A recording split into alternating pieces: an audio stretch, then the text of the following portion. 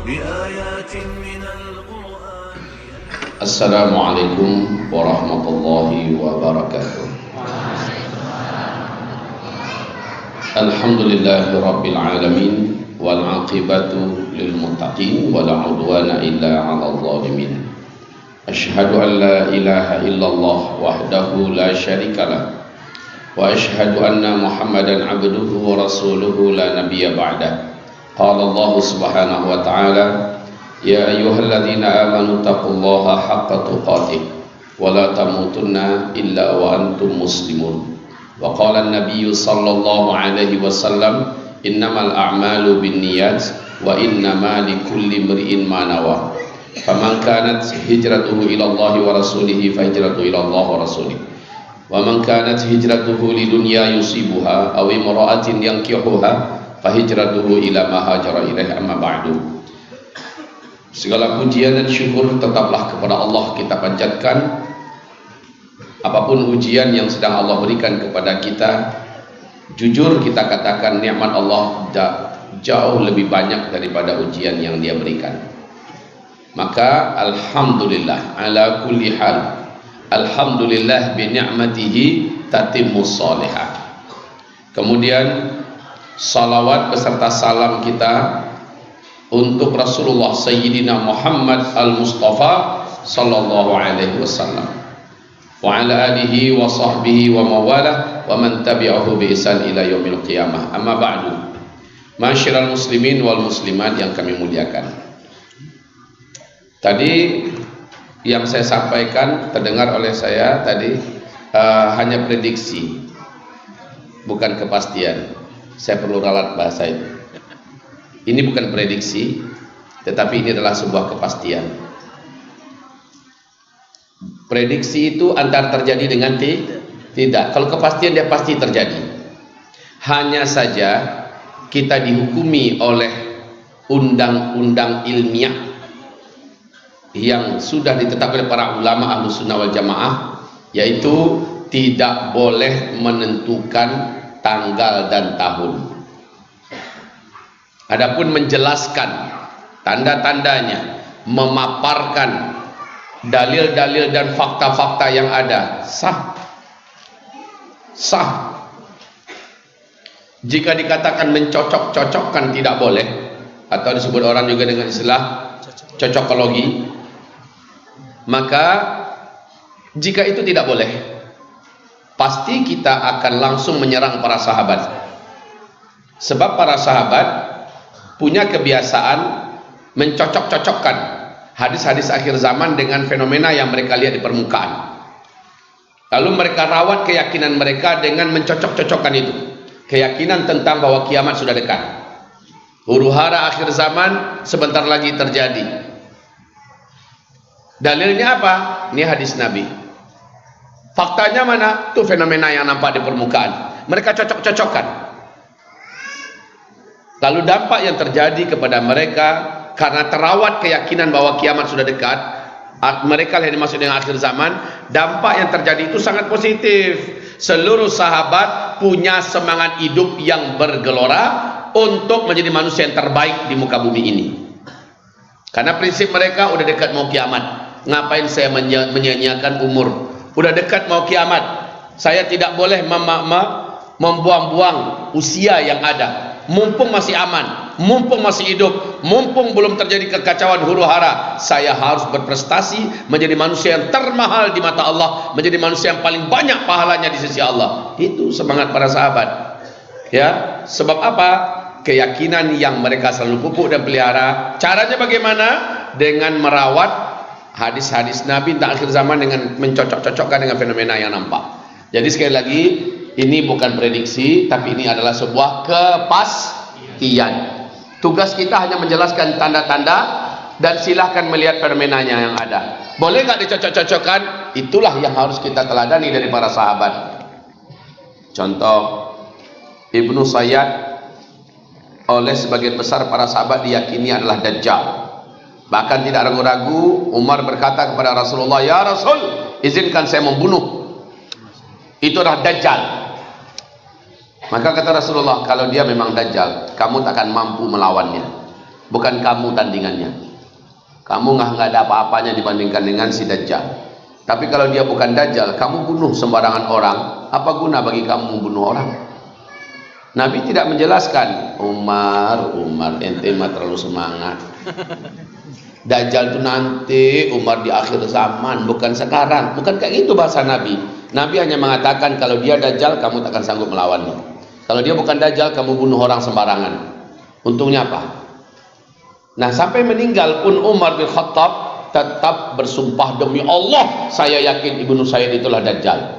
Coba dia pelihara keyakinan yang mencocok-cocokkan itu, dan tidak ada sahabat yang menolak.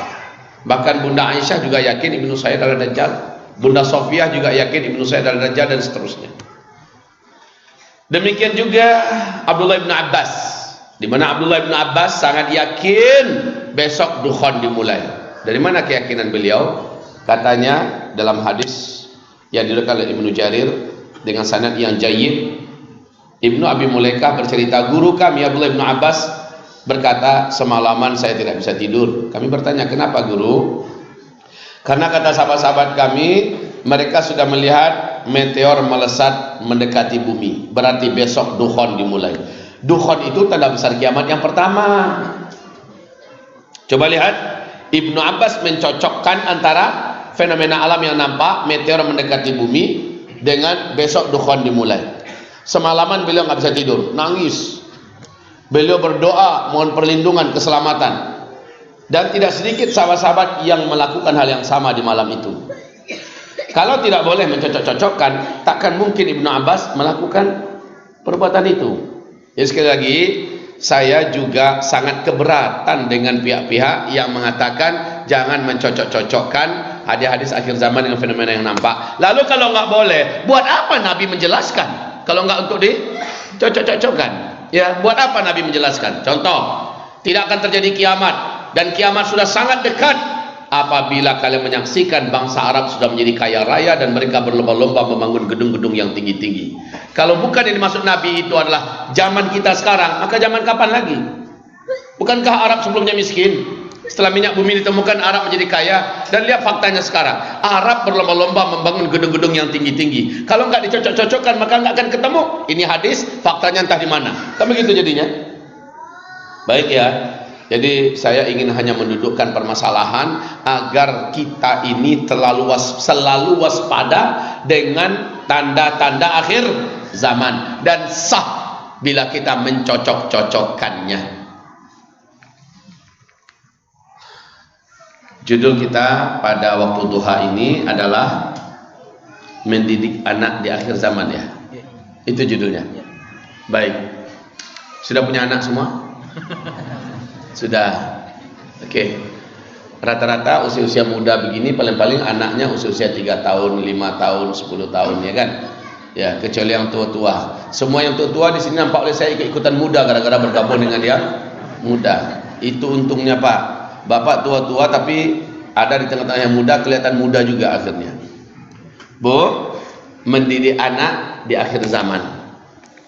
Mari lihat bagaimana anak manusia pada zaman kita ini.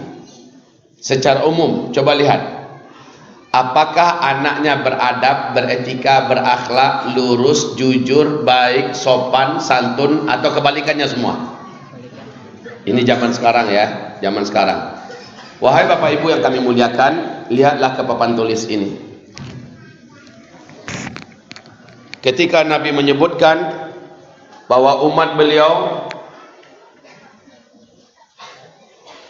sejak beliau diutus, wah, spidolnya kurang menantang.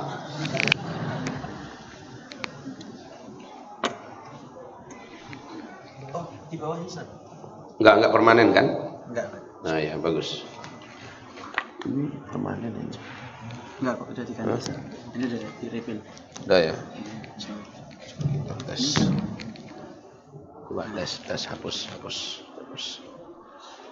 Oke. Ya. Sejak beliau diutus, kita sebut ini dengan istilah star. Dan nanti akan berakhir umat Nabi Muhammad ini dengan finish. Ini finish.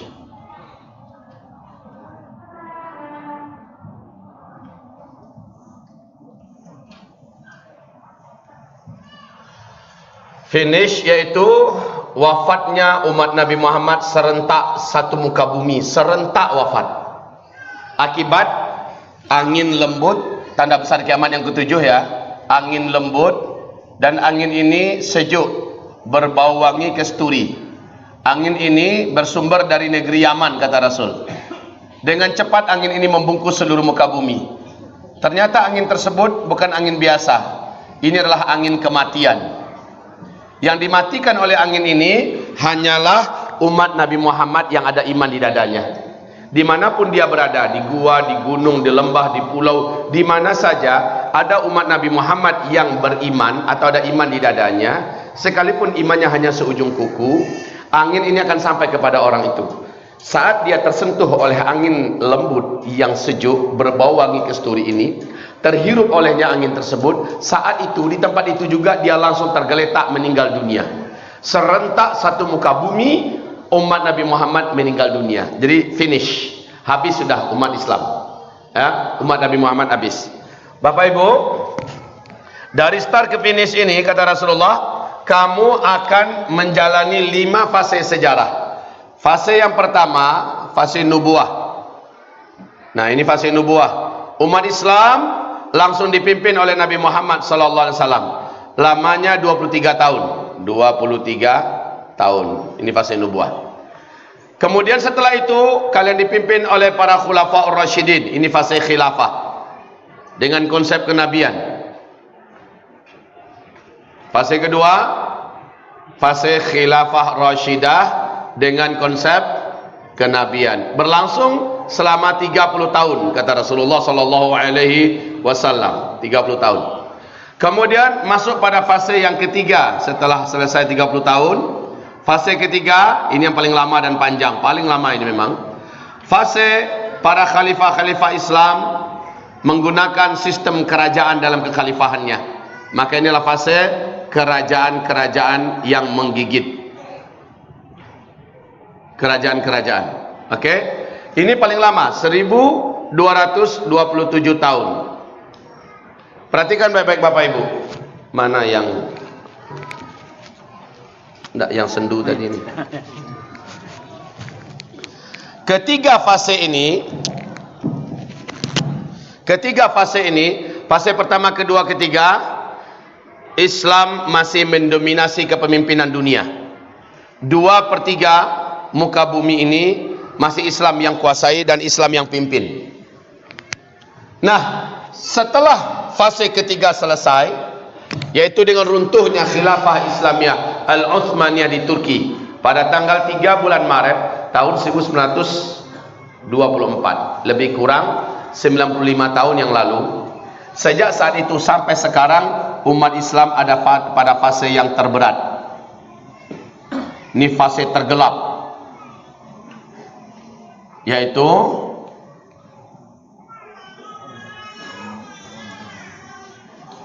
fase kediktatoran. Islam tidak memimpin di muka bumi saat itu di mana-mana. Tidak ada kepemimpinan Islam yang sifatnya mendunia, maksud saya, kediktatoran. Di mana Islam dan kaum muslimin pada fase ini benar-benar dizalimi dan disakiti di seluruh dunia. Inilah dia fase kita sekarang, fase keempat. Perhatikan baik-baik. Fase keempat ini pasti berakhir dan kita akan ditutup oleh Allah dengan fase kelima. Ini hadisnya sahih ya, diriwayatkan oleh Imam Ahmad. Fase kelima, kembali Allah percayakan dunia dipimpin oleh Islam dan dengan sistem khilafah Islamiyah.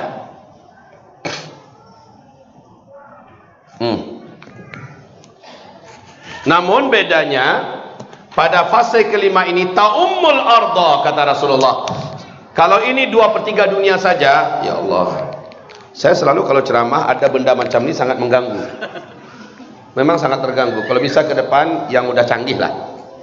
Gini-gini ini sering terganggu ustadznya. Masalahnya saya lasak. Kalau ustadznya hanya duduk nggak apa-apa. Lah ustadznya macam saya kesana. Ya, semoga Allah ampuni kabel nih. Sini aja. Ya. Masuk. Baik, fase kelima ini Islam akan kembali memimpin seluruh dunia dan kepemimpinannya 100%. Kabar gembira, 100% Islam memimpin dunia. Dalil kepemimpinan Islam terhadap seluruh dunia ini Allah cantumkan di dalam Al-Quran juga. Quran surat 24 surat An-Nur ayat 55. Ayat 55. Ini spidol kayak spidol LGBT. Enggak jelas statusnya. Harusnya spidol itu jantan ya. Baik. Dalam Al-Quran Allah menjanjikan bahwa dunia nanti akan dipimpin oleh khilafah Islamiyah. Ini penting untuk saya sosialisasikan dan tolong bahasa ini nanti bisa diratakan kemana-mana ya. Ada pihak-pihak yang gamang dan ketakutan khilafah Islamiyah wujud di Indonesia. Betul tidak? Ketakutan yang terlalu berlebih-lebihan. Sampaikan kepada mereka kabar gembira dari saya bahwa khilafah Islamiyah adalah bahasa Allah dalam Al-Quran. Berarti ini pasti akan terjadi. Yang kedua, juga Nabi Muhammad menceritakan 5 fase. Fase kelima, khilafah Islamiyah akan kembali memimpin seluruh dunia. Berarti ini pasti akan terjadi. Cuma jangan khawatir, khilafah Islamiyah itu tidak akan pernah berdiri, tidak akan pernah wujud, tidak akan pernah diumumkan sampai hari kiamat di Solo, di Jogja, di Jawa Tengah, di Jawa, di Indonesia. Tidak akan pernah ada khilafah Islamiyah.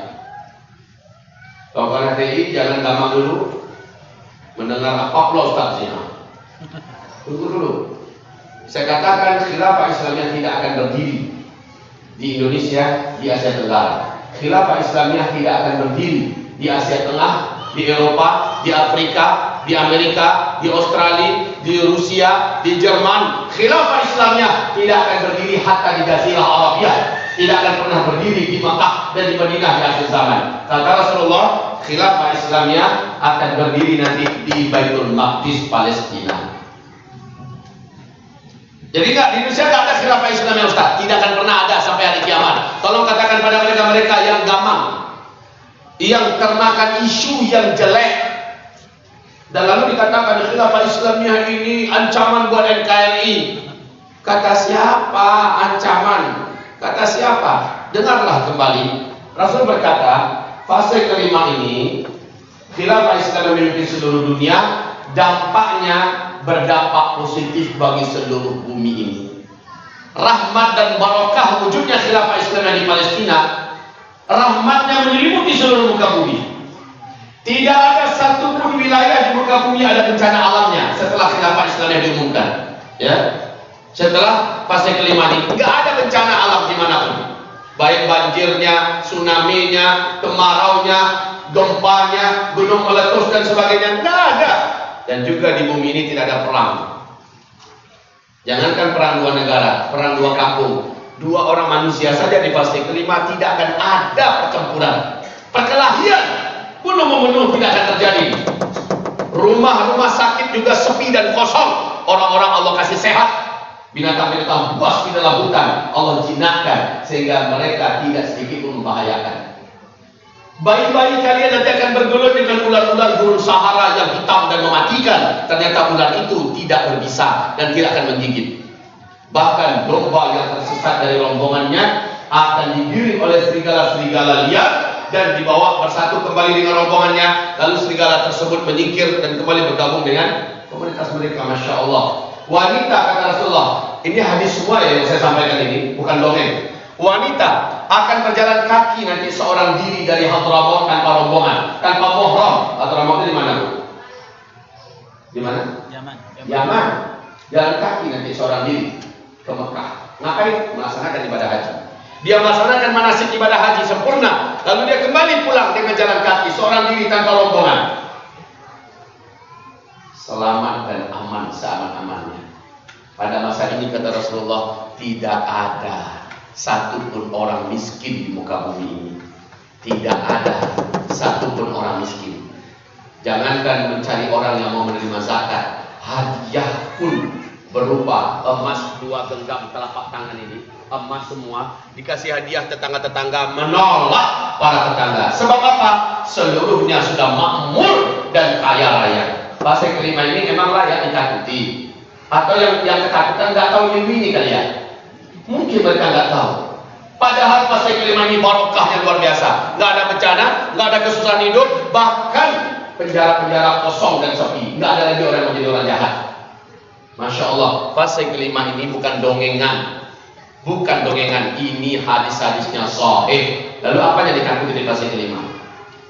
Yang takut itu 2 kemungkinan. Dia nggak tahu informasi ini, atau yang kedua memang dia orang munafik. Orang munafik yang benci dengan kebangkitan Yesus. Nah sekarang dia benci nggak benci, fase kelima ini tetap akan muncul. Sama juga, benci nggak benci penguasa kegelapan, matahari tetap akan terbit. Betul tidak? Masa malam terus, mana ada cerita gitu? Pasti ada terbit siang. Habis gelap terbitlah siang. Apa tadi? Habis gelap terbitlah malam. Habis gelap terbitlah siang. Saya suka dengan kegelapan itu. Siapa kira-kira? Yang suka dengan malam dan suka dengan kegelapan itu siapa? Pasti biasanya identik dengan kejahatan, ya kan? Para penguasa kegelapan pasti yang paling takut ke matahari itu biasanya vampir, Dracula, Genderuwo, kuntilanak, sundel bolong, sontoloyo. Ini orang-orang yang suka dengan kegelapan. Nah, yang dimaksud dengan kegelapan itu adalah fase keempat. Ini kegelapan. Dan nanti akan berakhir dengan fase kelima. Umat Islam baru habis setelah fase kelima. Wahai hamba-hamba Allah, saya umumkan, sekali lagi saya katakan, khilafah Islamiyah tidak akan pernah ada di Yogyakarta, di Indonesia, tidak akan pernah ada. Hanya saja rahmat dan barokah daripada khilafah itu menyelimuti seluruh muka bumi. Syariat Islam yang akan memimpin seluruh dunia. Kalau begitu kan terancam Pancasila? Tidak. Pancasila 100% akan terlindungi dan terjaga oleh syariat Islam. Seluruh yang ada di Pancasila, baik dasar yang 5 sampai kepada jiwa yang terkandung dalamnya, Undang-Undang Dasar 45, akan terjaga dan terawat dengan sempurna di bawah khilafah Islamiyah. Jadi jangan khawatir, sekali lagi saya katakan, tetap wujud. Bahkan NKRI kembali rapat dan bersatu di bawah payung khilafah Islamiyah. Kita tidak akan pernah kehilangan bendera merah putih kita. Kita tidak akan pernah kehilangan Pancasila kita. Kita tidak akan pernah kehilangan NKRI kita. Kita tidak akan pernah kehilangan Undang-Undang Dasar 1945. Bahkan dijaga dengan sebaik-baiknya oleh kekuasaan Islam yang mendunia yang berpusat di Palestina. Paham di sini? Paham di sini? Sampaikan kepada mereka, jangan khawatir kawan. Di Indonesia ini tidak akan pernah ada khilafah Islamnya, tetapi barokahnya nyampe ke Indonesia. Kebaikannya nyampe ke Indonesia. Selesai. Dah, selesai. Bubar kita lagi. Selesai pengajian kita. Ibarat Allah, saudara yang kami muliakan. Kalau begitu, nomor fase pertama, kedua, ketiga, dan kelima ini bukan hal yang menakutkan. 1, 2, 3 sudah selesai. Kelima menjadi impian yang akan kita coba ke depan. Hanya kita sedang ada di sini. Nah, ini masalah terberat. Bagaimana cara melindungi generasi dan anak-anak kita di fase keempat. Sebab fase ini bukan Islam yang memimpin dunia. Yang memimpin dunia sekarang adalah Amerika. Dulu Uni Soviet dan Amerika. Yang memimpin dunia saat ini adalah liberal, sekuler, komunisme. Ya, sekularisme yang memimpin dunia sekarang, bukan Islam. Maka pada masa ini, setan jin dan setan manusia memperbanyak calon-calon penghuni neraka sebanyak-banyaknya di fase keempat. Sementara fase kelima, kesempatan mereka memperbanyak calon neraka sudah tidak mungkin lagi. Islam dan kaum muslimin bahkan manusia sudah dijaga oleh khilafah Islamnya. Fase pertama, kedua, ketiga sudah ada pemerintah Islam yang meliputi dunia. Sulit memperbanyak calon penghuni neraka. Bagi setan jin, setan manusia, inilah peluang mereka memperbanyak calon penghuni neraka.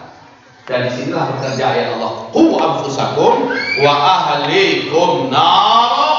Jaga dirimu, jaga seluruh keluargamu dari api neraka Allah. Baik, mari kita lihat di sini ya. Pada masa ini kata Nabi sallallahu alaihi wasallam, yang Nabi perintahkan adalah isbiru fa innahu la ya'ti 'alan nasi zamanun illa alladhi ba'dahu syarrun minhu hatta talqaw rabbakum. Kamu wajib bersabar.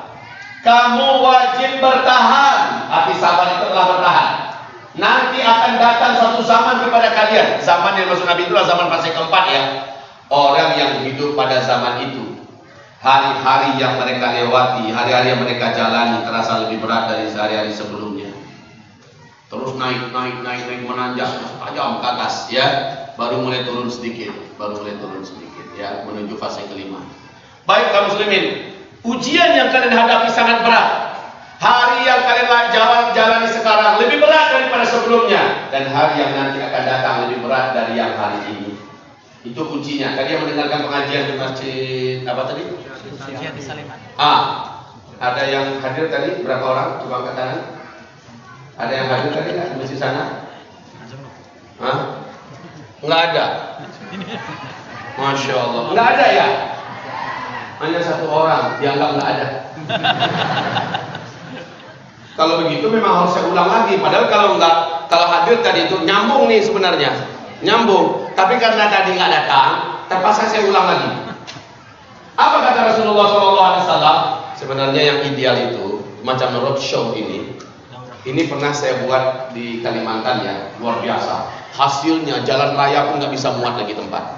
Kenapa? Kajian saya ini jadinya bersambung, berpindah masjid, tapi nyambung. Yang kajian ini nanti nyambungnya di masjid berikutnya. Lalu akhirnya kajian tempat berikutnya orang yang tadi di masjid ini gabung kemari. Yang di sini mereka menyimak sedikit ulangan. Saya akan ulangi 5 atau 10 menit, kemudian saya masuk ke materi baru. Dinikmati oleh orang yang pagi tadi. Lalu yang siang ini nanti nyambungnya nanti malam, umpamanya maghrib ya. Lalu maghrib itu yang 2 jamaah ini gabung ke sana. Sampai kepada 8 masjid, Pak. Jalan-jalan raya penuh ditutup seluruhnya. Kenapa? Mereka mengikuti perkembangan pengajian itu sampai tuntas. Kalau macam ini yang hadir sini nggak hadir ya. Saya ulang lagi. Ya. Dan ini sebenarnya tidak efektif untuk kita bisa menyempurnakan materi. Baik, fase keempat ini. Fase di mana yang berkuasa bukan Islam. Bahkan justru Islam dan kaum muslimin dizolimi, ditindas, diperlakukan secara semena-mena dan diperangi pada fase keempat ini. Sebanyak-banyak mungkin umat Nabi Muhammad digiring murtad, keluar dari agamanya dan dibawa kafir kepada Allah Subhanahu wa taala. Di akhirat semoga bisa menjadi ahli neraka jahanam, kekal di neraka selama-lamanya. Itu harapan setan jin dan setan manusia di fase keempat. Dan ujiannya terus naik. Ujian keimanan terus naik. Coba saya bertanya, tadi sudah saya tanyakan sebagian. Mana yang lebih bobrok, akhlak anak-anak sekarang atau akhlak anak-anak 5, 10, 20 tahun yang lalu? Mana yang lebih bobrok akhlaknya? Sekarang ya, sepakat? Mana yang lebih berat? Kehidupan dan perekonomian sekarang atau 10, 20 tahun yang lalu? Mana yang lebih berat?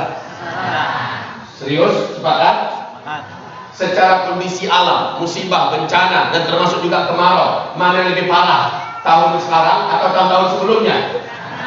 Kita terus mengalami, ini makin lama makin terus naik kata Nabi. Terus naik.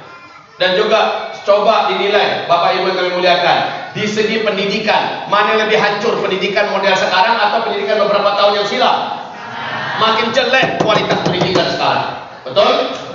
Coba nilai di segi politik, mana yang lebih ribut dan kacau, sekarang atau sebelumnya? Sekarang. Semua kita tahu itu.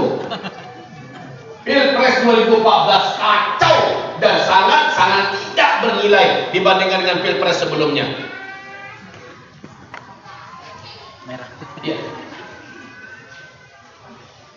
Dan Pilpres 2019 dibandingkan Pilpres 2014 rasanya gimana? Rasanya rasa TSMB. TS itu bukan teh susu, madu bercampur bersama, bukan itu ya.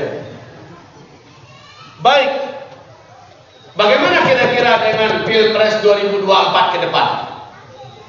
Kalau menurut hadis Nabi lebih buruk daripada sebelumnya, dan saya tidak berharap akan lebih buruk.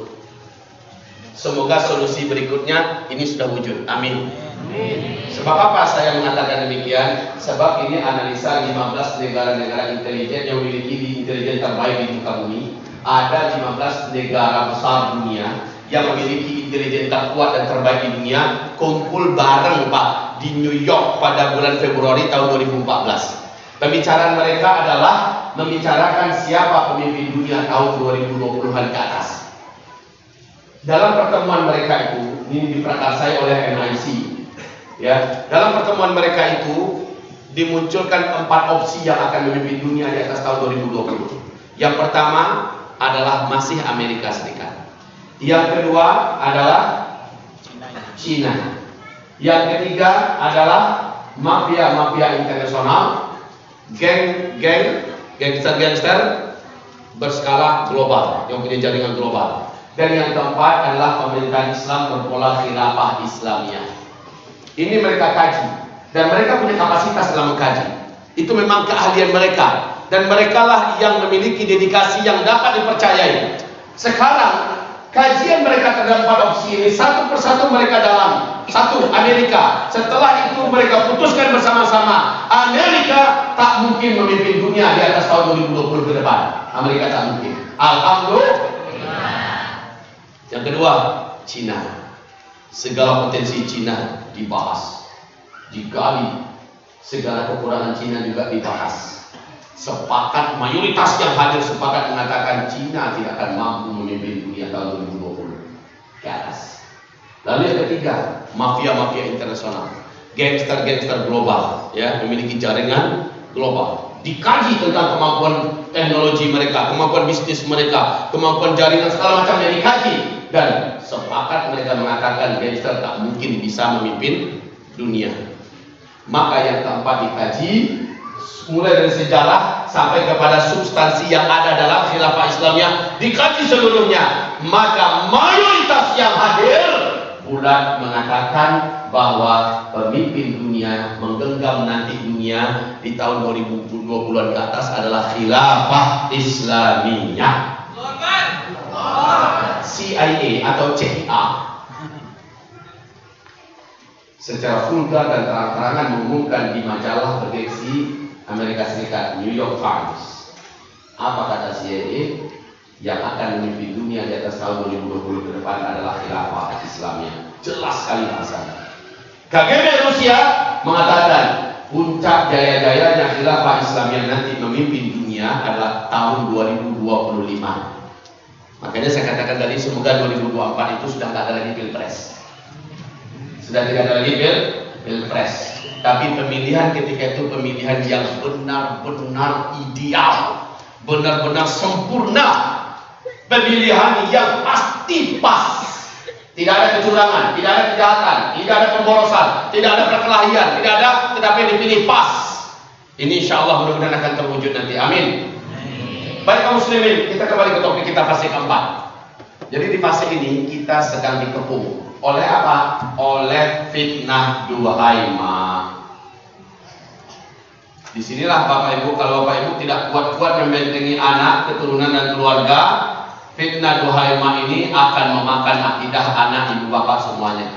Yang ditargetkan dalam fase keempat ini bukan hanya saja fisik yang rusak, bukan saja akhlak yang rusak, tetapi iman hilang dari dada. Dan proses pemurtadan itu disebut dengan fitnah Duhaimah. Apa itu fitnah Duhaimah? Fitnah Duhaimah yaitu ujian keimanan yang berlapis-lapis, seperti kegelapan malam yang berlapis-lapis. Belum lagi maghrib isya selesai, disambung langsung dengan dari jam 6 sampai jam 8, jam 8 sampai jam 10, jam 10 sampai jam 12, jam 12 sampai jam 2, jam 2 sampai jam 4, jam 4 sampai jam 6. Ini ibaratnya fitnah Duhaimah, berlapis-lapis ujian keimanan terjadi di fase keempat ini. Akibat banyaknya serangan dan ujian ini, banyak umat Nabi Muhammad yang filternya tak kuat, pelindungnya tidak kuat, yang dasarnya tidak kuat, mereka akan murtad, menjadi generasi-generasi yang murtad. Baik bapak-bapak, baik ibu-ibu, apalagi anak-anak. Wong sekelas bapak-bapak saja luber, hancur, apalagi anak-anak, apalagi anak muda. Di fase keempat ini, kalau khilafah Islamiyah, pasti program apapun yang merusak akan dibendung dan ditahan. Pasti apapun yang membahayakan langsung disaring. Tapi di fase kelima malah diciptakan dan disebarkan secara membabi buta kepada seluruh umat manusia. Banyak yang akhirnya masuk dalam rangka fitnah Duhaimah. Siapa pengelola fitnah Duhaimah ini? The New World Order. Ya, siapa di belakang The New World Order? Illuminati dan Freemason. Inilah mereka yang bergerak di belakang The New World Order.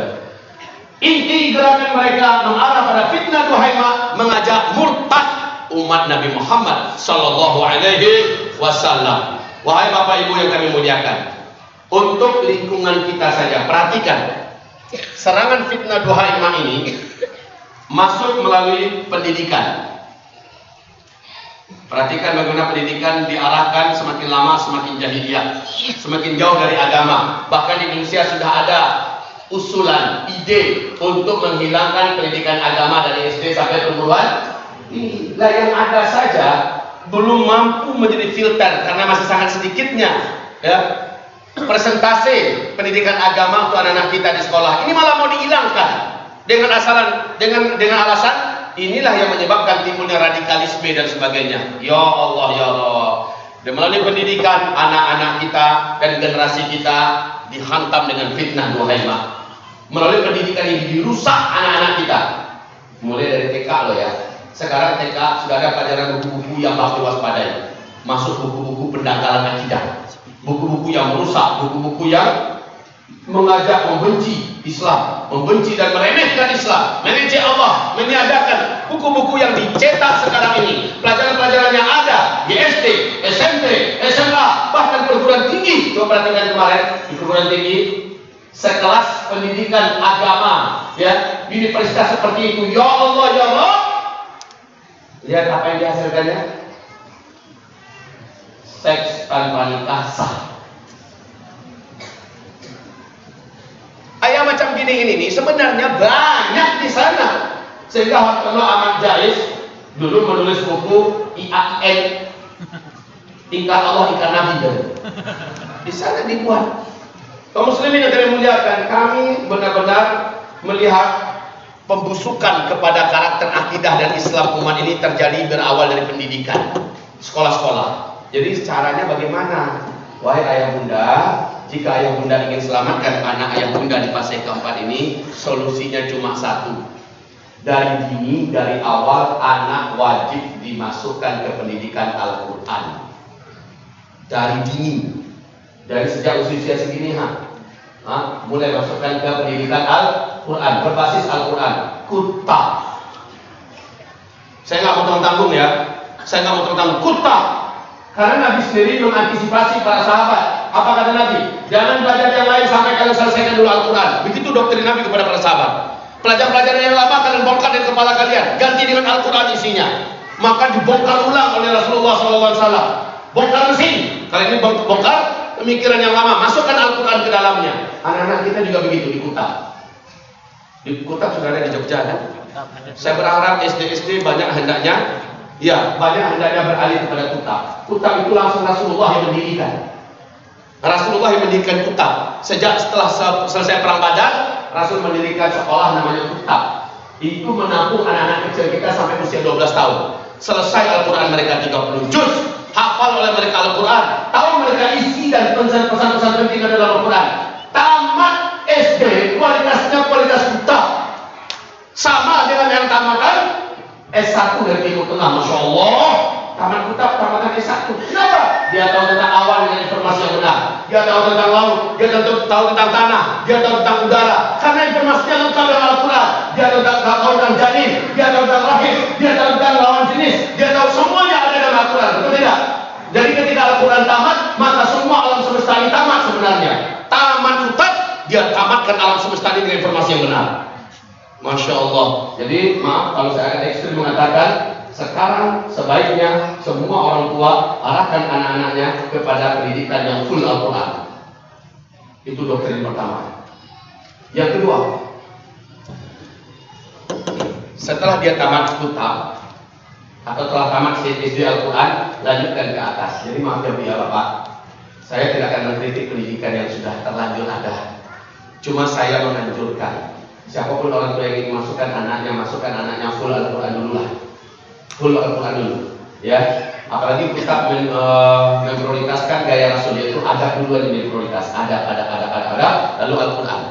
Di Al-Quran itu terbentuk iman dan akidah. Setelah itu selesai Pak, baru diajarkan dia masuk ke tingkat yang lebih tinggi, itu madrasah namanya. Tingkatan yang di atas namanya madrasah.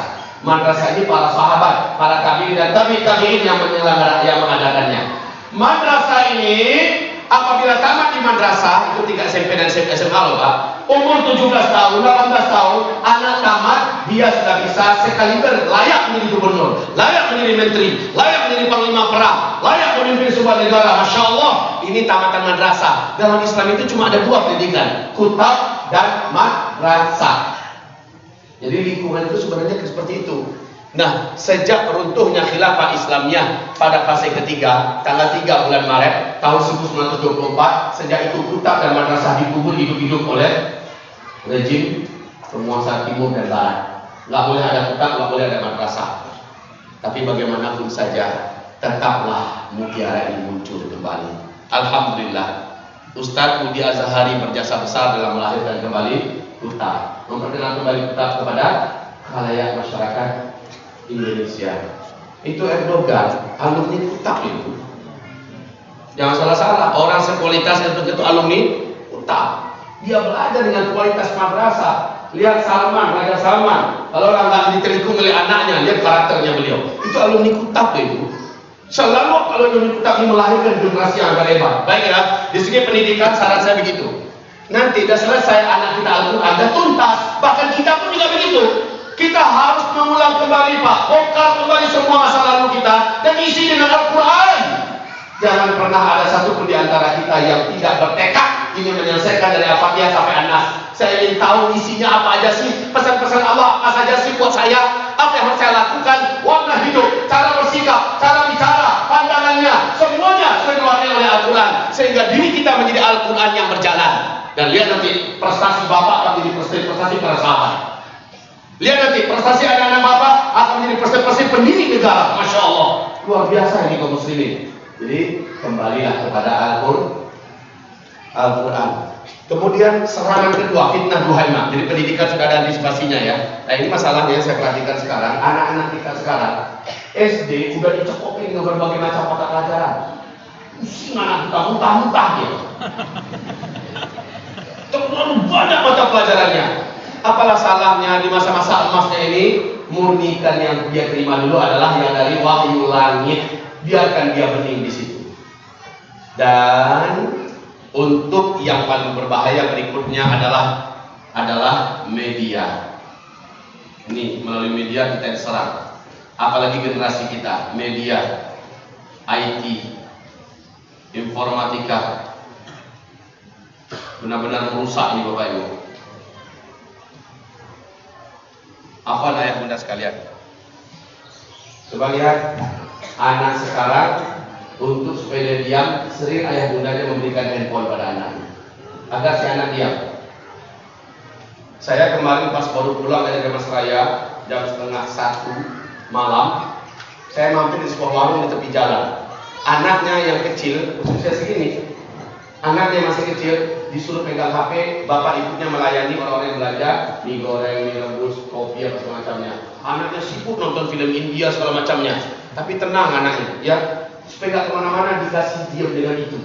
Di rumah juga sering, bapak ibu agar nggak terganggu oleh anaknya, agar anaknya nggak kemana-mana, dibelikan mainan game dan sebagainya, dan lihat hasilnya.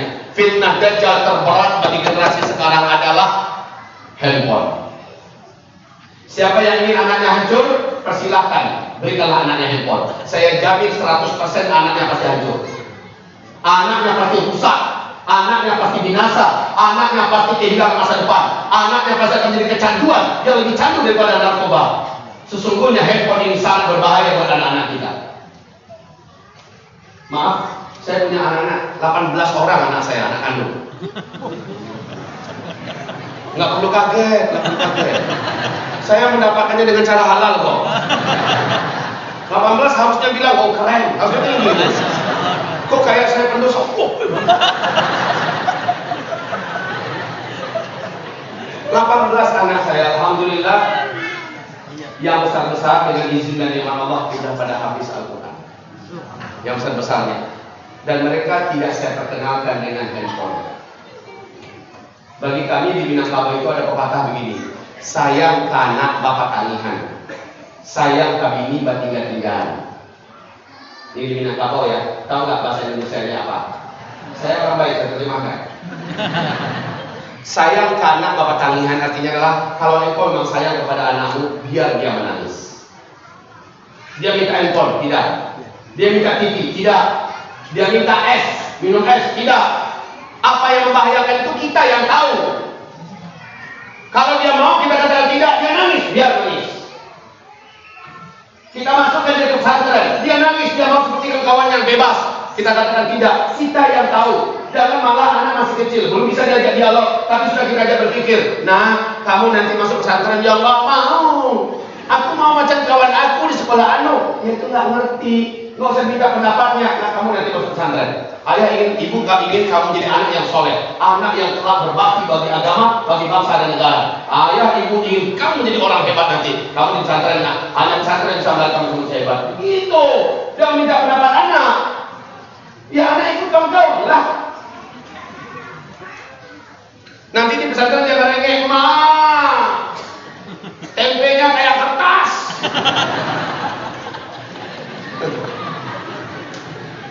Ya, ketika ibu bapak berkunjung ke anak di pesantren, tegar-tegarkan diri, walaupun pengen nangisnya.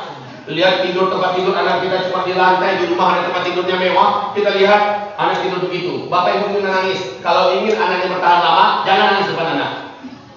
Tegarkan diri, ya, jangan nangis depan anak. Oh bagus nak, seperti inilah orang-orang besar itu dididik dari dulu. Kamu harus membiasakan seperti ini, walaupun di hati, gitu.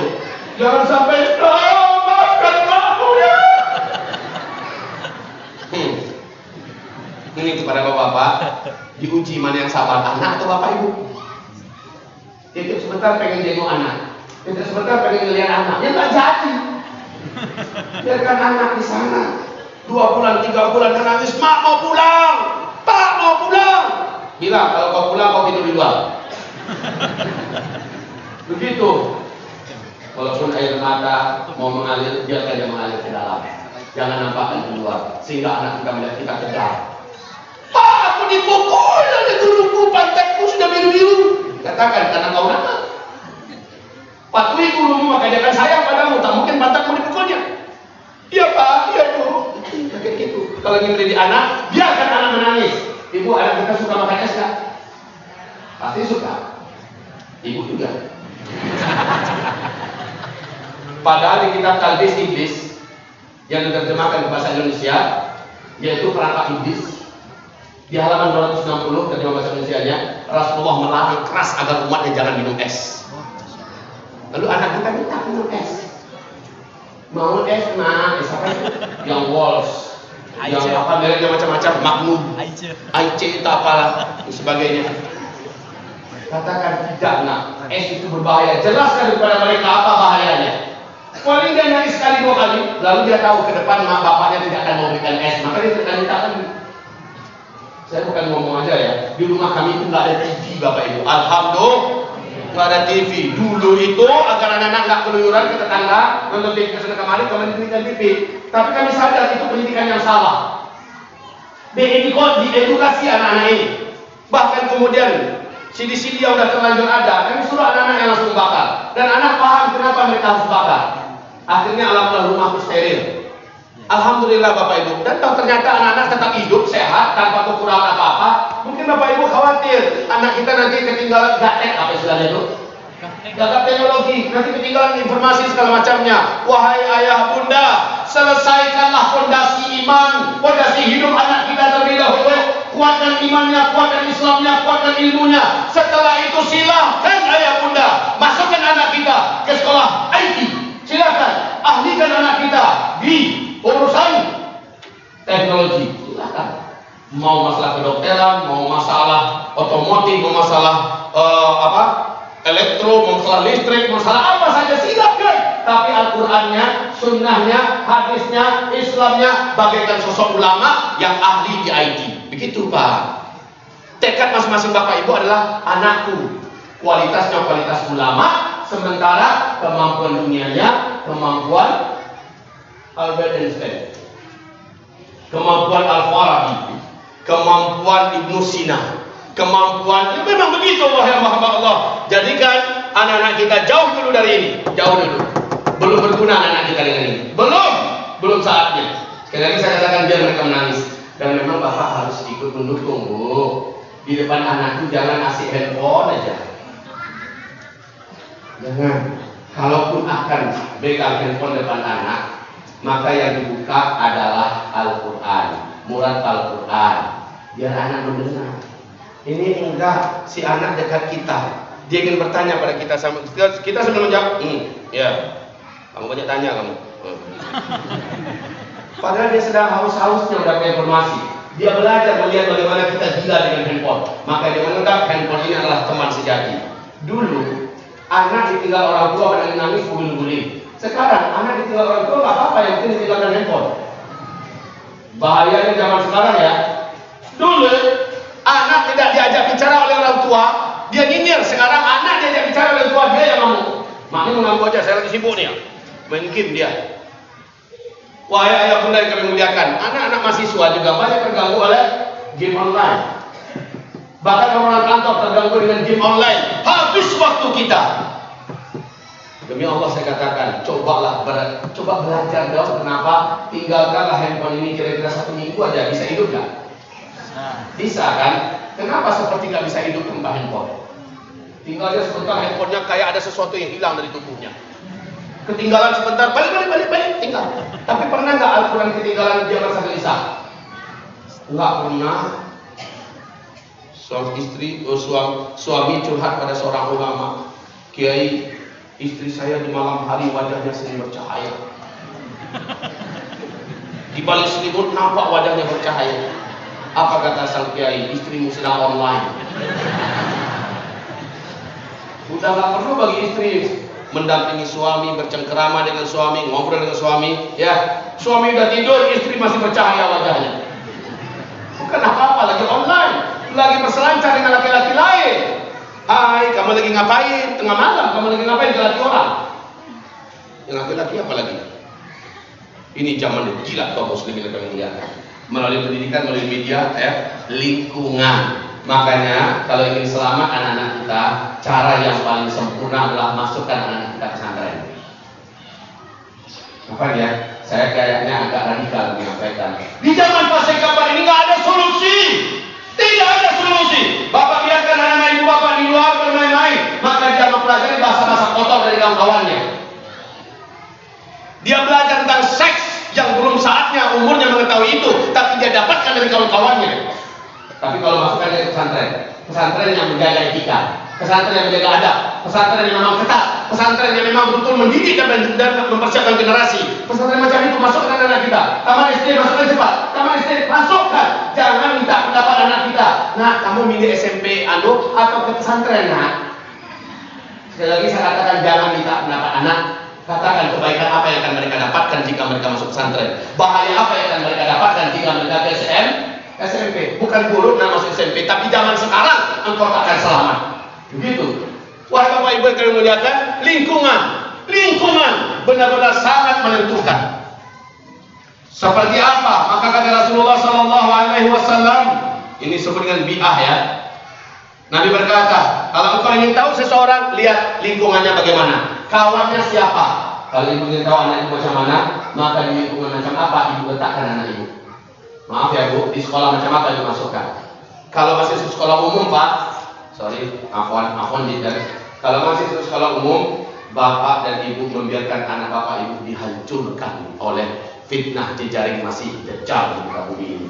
Mereka sudah punya pola yang sempurna untuk menghancurkan generasi melalui lingkungan yang sudah dirusak. Lingkungan yang steril, pesantren.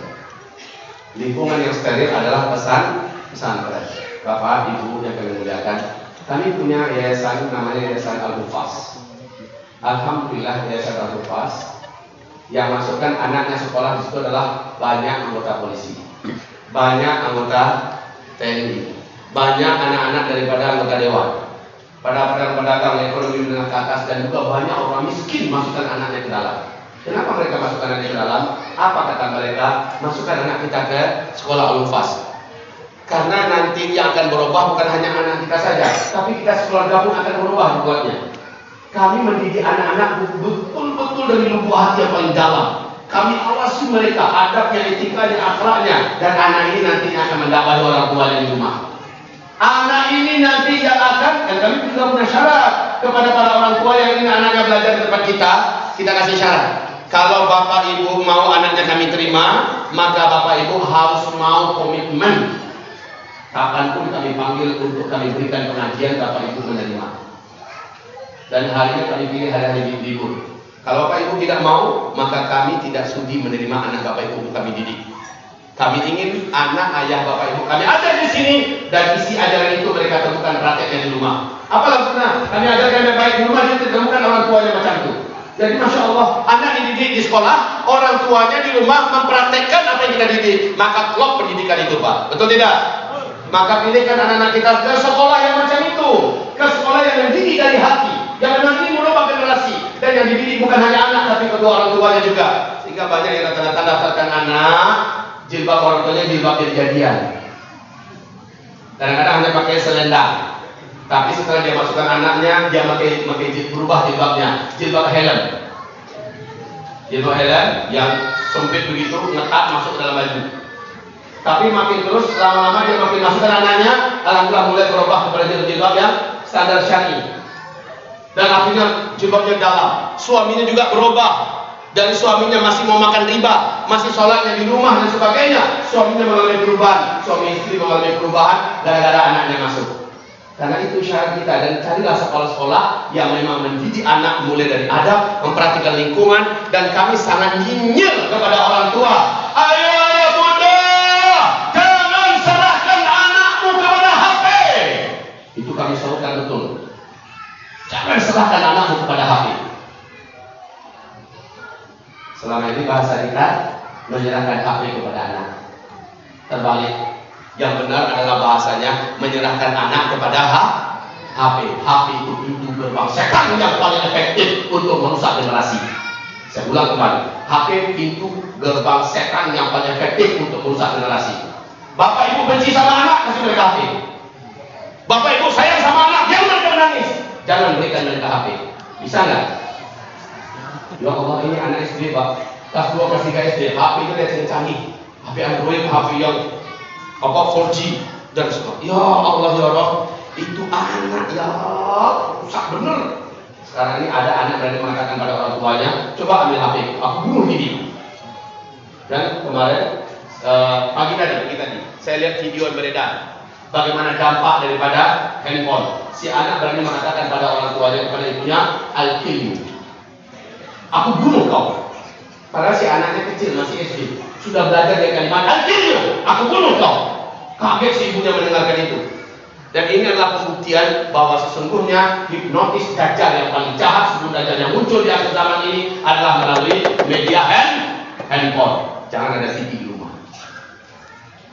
Ustaz, kami perlu berita tanpa ada TV. Apalagi berita sekarang, tak perlu kita TV. Betul tidak? TV tipu-tipu banyak sekarang ini.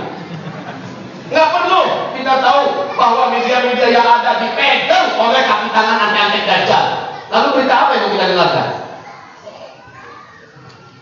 Kalau perlu handphone, jangan di depan anak main handphone. Kalau perlu main handphone di depan anak, Al-Quran yang sedang kita dengarkan. Masya Allah. Wahai Bapak Ibu sekalian yang kami muliakan, melalui makanan, melalui obat-obatan medis, ini juga hati-hati, dan melalui makanan dan minuman. Ya,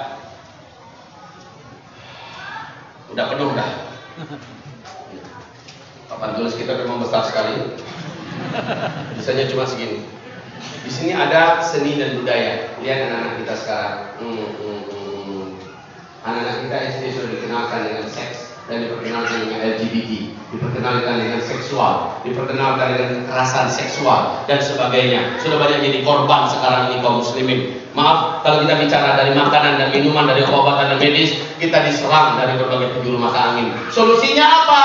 Di akhir zaman ini perintah Allah adalah ya ayyuhalladzina amanu udkhulu fis-silmi kaffah. Hai orang-orang yang beriman, totalkanlah kamu, masukkan diri kamu, hidup kamu ke dalam Islam ini. Apa yang enggak lengkap dalam Islam? Dalam Islam lengkap semua. Makanan yang berkualitas, yang baik dan sehat, Islam mengajarkan. Kemudian obat-obatan yang benar, obat-obatan yang sehat. Maaf Bapak Ibu, Bapak Ibu, tahun 2012 Ikatan Dokter Muslim Indonesia pernah memasukkan surat resmi ke DPR RI. Isi suratnya adalah bahwa ternyata banyak obat-obatan yang masuk ke Indonesia, lebih dari 96% tidak halal untuk umat Islam. Obat-obatan yang masuk dari luar. Maka adalah sangat penting dan layak kita dari dalam negeri memproduksi sendiri obatan yang halal, yang sehat bagi umat Islam khususnya. Ternyata tidak digubris Bapak Ibu, dan ini beredar di mana-mana. Wahai Bapak Ibu yang kami muliakan, sementara dalam Islam ada obat-obatan yang dijamin oleh Allah pasti menyembuhkan. Masalahnya kita selama ini nggak benar cara mengkonsumsinya, baik minyak zaitunnya, buah saudanya, madunya, bekamnya, segala macamnya. Contoh tadi diceritakan tentang madu ya. Ya, mana madunya? Katanya Ustaz Zul akan praktekkan. Mana madunya? Nah, kan nggak ada kan? Tahu nggak Bapak Ibu? Contoh, Allah berfirman tentang madu ya, tentang madu. Menyembuhkan sekalian penyakit. Madu itu adalah syifa, bukan dawa. Dawa itu artinya adalah obat. Likulli da'in dawa. Seluruh penyakit ada obatnya. Sementara syifa bukan obat. Kalau obat harus cocok-cocokan. Ini penyakitnya, ini obatnya. Kalau ketemu, maka baru sembuh penyakit itu. Tapi kalau syifa, apapun penyakitnya pasti sembuh oleh syifa. Sementara madu disebut oleh Allah dalam Al-Quran syifa. Ibu sakitnya apa? Mah, diabetes, asam urat, kolesterol atau apa? Jika ketemu madu yang benar, jika ketemu madu yang asli, madu yang murni, pasti sembuh. Tapi cara minumnya seperti yang diajarkan Rasulullah. Cara minumnya gimana? Nah, ini anggaplah ini madu. Pernah nggak minum madu sebanyaknya? Nggak pernah. Saya udah lebih 14 tahun minum madu seperti ini. Mati nggak saya? Asal saya mulai merasakan yang nggak benar di badan, bagi saya nggak begitu cemas lagi. Apapun penyakitnya, terasa apapun badan, tinggal minum saja madu, banyakkan saja dosisnya. Seorang sahabat datang pada Nabi bercerita, ya Rasulullah, si fulan lagi sakit keras. Kata Nabi, minumkan dia obat. Setelah diminumkan dia madu. Setelah itu datang balik pada Rasul, ya Rasul, sudah diminumkan tadi madu. Awas ya kalimatnya, minumkan dia madu, bukan air yang dikasih madu. Madu betul yang diminumkan. Lalu datang lagi, ya Rasulullah, masih sakit dia ya Rasul, tambahkan lagi madunya, kata Rasul. Berarti dosis tadi masih sedikit, tambahkan lagi. Setelah dikasih minum kali yang kedua, datang lagi dia, ya Rasulullah, dia masih sakit, tambahkan lagi madu, kata Rasulullah. Tambahkan lagi madu. Setelah itu, setelah kali ketiga, datang lagi dia, ya Rasulullah, laqad syufiya, alhamdulillah, dia sudah sembuh ya Rasul. Maka apa kata Rasulullah? Allah tak mungkin berdusta. Allah tak mungkin berdusta.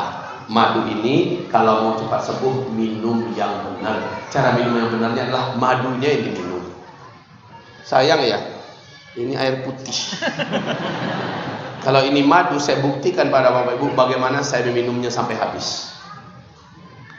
Ada bahayanya sama saya? Enggak ada. Ada risikonya? Ada. Apa? Tambah kuat.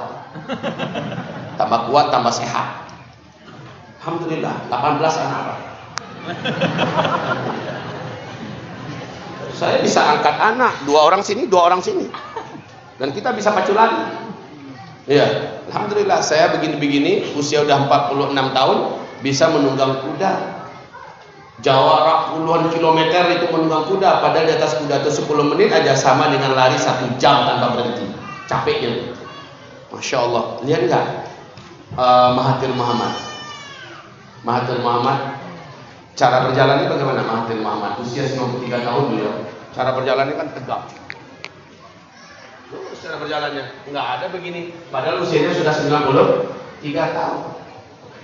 Dari mana beliau? Ternyata dalam satu minggu itu dia di atas kuda sebanyak 3 kali, dan satu kali berjalan kuda itu lebih dari 30 km. Ini Mahathir Muhammad. Seminggu itu 3 kali di atas kuda. Kalau di atas kuda itu kan begini berdirinya. Ya, ini memegang, berdirinya begini. Dada wajib pusung, ya, baru jangan dikepusung pula. Baru teruskan. Nah, begitu. Ini naik kuda, lihat punggung dan pinggang kita. Gagah kan, maco kelihatan kan? Hiya, hiya. Begitu kaum muslimin di atas kuda, beda dengan di atas motor.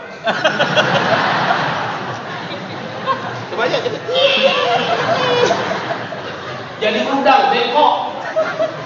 Motor itu bukan olahraganya orang muslim, tapi olahraganya orang muslim adalah kuda, maco, gaya, gagah, dan berwibawa.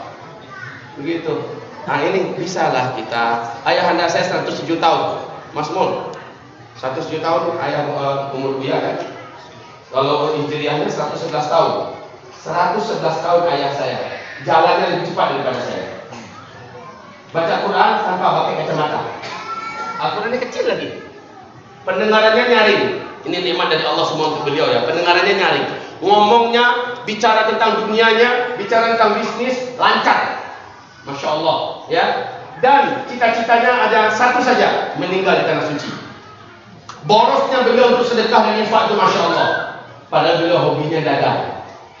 Masih tuanya masih hobi dagang. Kemana saya bawa pasti dia dagang.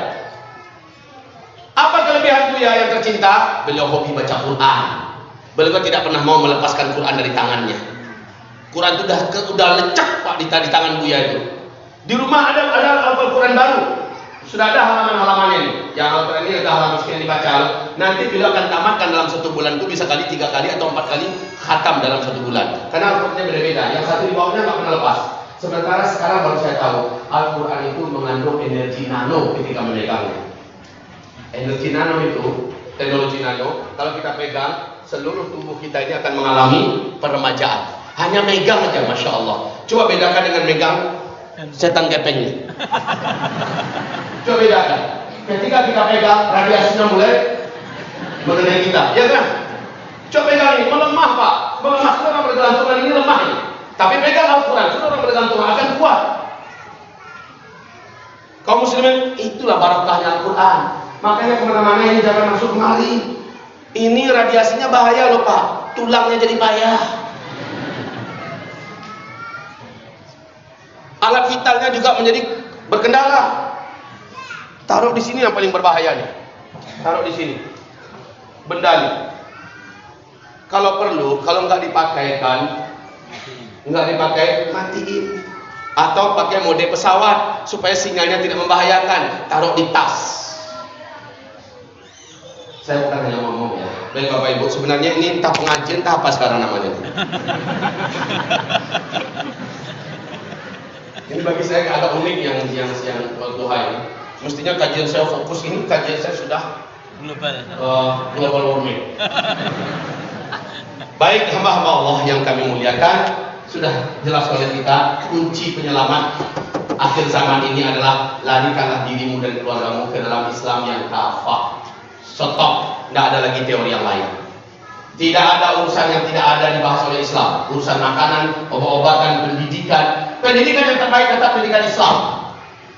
Ekonomi yang terbaik tetap ekonomi Islam. Obat-obatan terbaik tetap obat-obatan Islam. Makan minum yang terbaik tetap yang ala Islam dan dari Islam. Apapun saja, Islamlah yang terbaik. Al-Islamu ya'lu wa la yu'la alaih. Islamlah yang tertinggi dan tidak ada yang lebih tinggi daripada Islam. Jangan coba-coba mencari hebat, mencari kuat, mencari perkasa, mencari jaya, tapi tidak dengan Islam. Tidak akan pernah, melainkan Allah hinakan dia. Nahnu qaumun a'azzana Allah bil Islam. Kita adalah suatu kaum yang dengan Islam Allah telah memuliakan kita. Ini ucapan ini dikatakan oleh Umar bin Khattab, hadisnya sahih Bukhari Muslim. Dan ucapan ini diulang-ulangi oleh Erdogan, Recep Tayyip Erdogan, presiden Turki sekarang mengulang-ulangi kalimat ini. Ini penutup dari saya ya. Nahnu qaumun a'azzanallahu bil Islam. Kita adalah suatu kaum, suatu bangsa yang dengan Islam Allah telah kuatkan kita. Dengan Islam Allah telah tinggikan kita. Dengan Islam Allah telah jayakan kita. Famaka batabaina al-izzata bighairi Islam. Maka siapa yang mencari ketinggian, kejayaan, kekuatan, kekuasaan bighairi Islam, tidak lagi dengan Islam, kita cari dengan cara barat, dengan cara timur, dari PBB, dari Profesor Anu, dari Doktor Anu, tidak lagi dengan cara Islam. Allah akan hinakan kita. Udah, ini kunci sudah. Kalau Bapak Ibu ingin selamat di akhir zaman ini, kembalilah kepada Islam. Seluruh keluarga bawa ke dalam Islam. Seluruh keluarga bawa mereka kepada Islam. Membawa mereka kepada Islam artinya jadikan Al-Quran adalah ruh keluarga. Jadilah setiap kita Al-Quran yang berjalan. Jadilah sunnah Rasulullah SAW, fanatik kita dengan sunnah Nabi.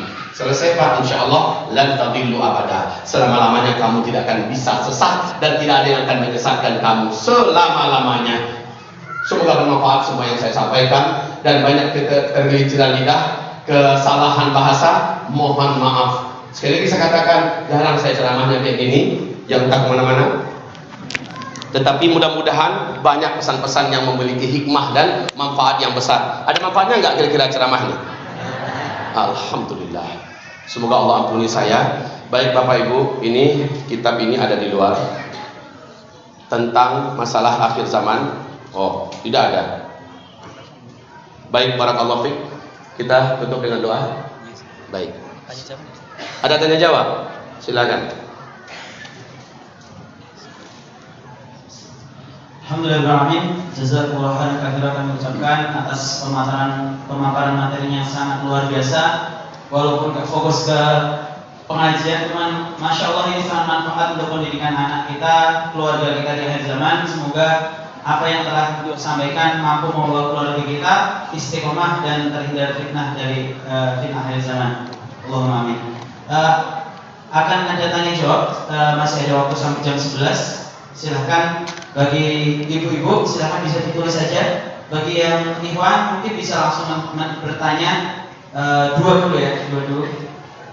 Silahkan, ada yang mau bertanya? Buat ibu, silahkan bisa langsung disampaikan ke Mas Nabila. Satu, dua, ya. Silahkan. Yang dekat dulu yang saya mohon maaf. Sebutkan nama dan dari mana. Assalamualaikum warahmatullahi wabarakatuh. Saya Irwan dari Sayidan Sleman, Pak Ustaz. Yang ingin saya tanyakan, khilafah itu kan runtuh tahun 1924 ya Ustaz. Kalau tidak salah untuk hijriahnya saya lupa, mungkin bedanya sekitar 2 tahun ya. Dan yang saya ketahui itu fase kebangkitan Islam itu setiap 100 tahun ya Ustaz. Nah, kalau 100 tahun berarti harusnya kita di sekitar 2024 ya kalau salah Ustaz. Itu kalau mengikuti Masehi ya. Kalau mengikuti Hijriah harusnya kalau perhitungan saya itu sekitar 2022 Ustaz. Adakah tanda-tandanya ya Ustaz untuk mendekati 2022 atau 2024 ini? Seperti itu. Itu saja sih Ustaz. Terima kasih. Assalamualaikum warahmatullahi wabarakatuh. Salam. Yang kedua, yang awal sudah ada dulu. Silakan dikumpulkan di depan ke panitia dari Harold Islam ini.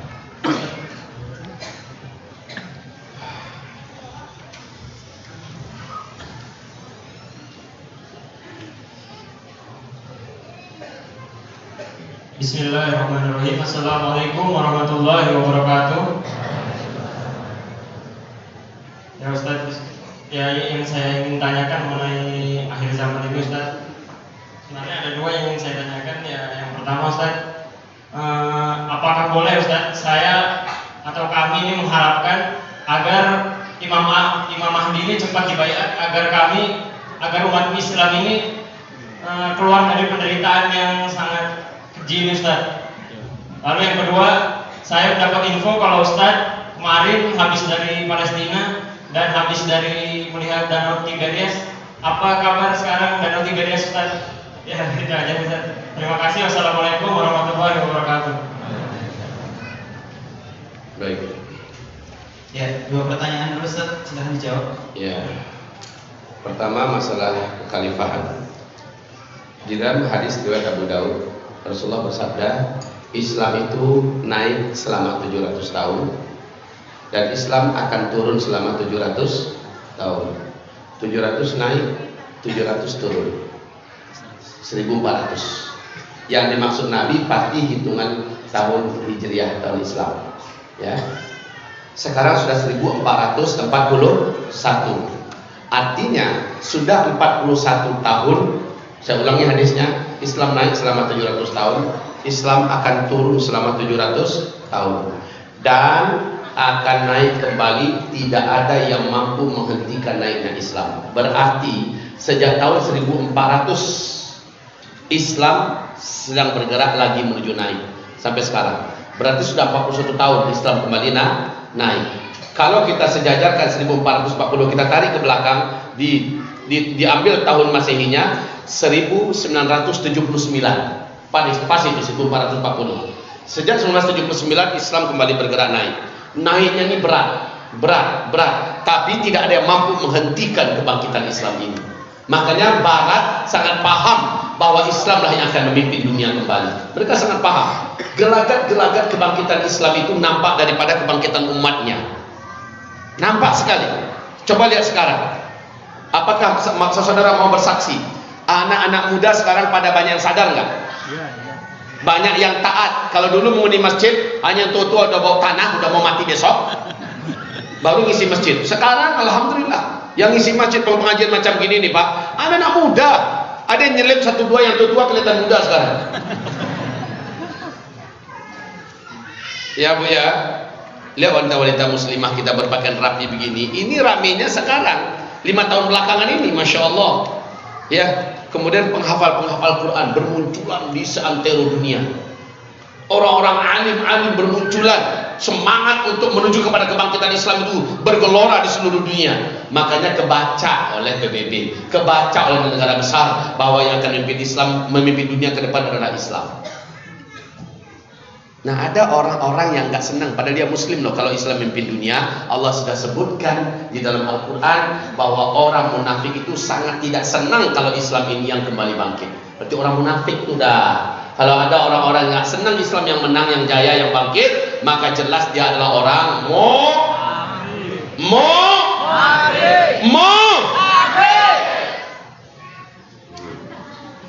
Terus tadi disebutkan tahunnya. Apa ada nggak kira-kira tanda bahwa Islam ini jaya kembali? Tanda-tandanya ada. Apa itu? Jangan kaget ya. Tanda-tandanya ketika musuh-musuh Islam semakin brutal dan jahat. Tanda-tandanya itu. Ketika umat Islam hampir tak berkutik. Itu tanda-tandanya. Kok aneh ya Ustaz? Ya kayak gitu sejarahnya. Saat Nabi Musa dan Bani Israel udah nggak tahu lagi mau kemana. Di depan buntu Laut Merah, di belakang Fir'aun yang akan mencincang membunuh. Mau kemana nggak tahu lagi.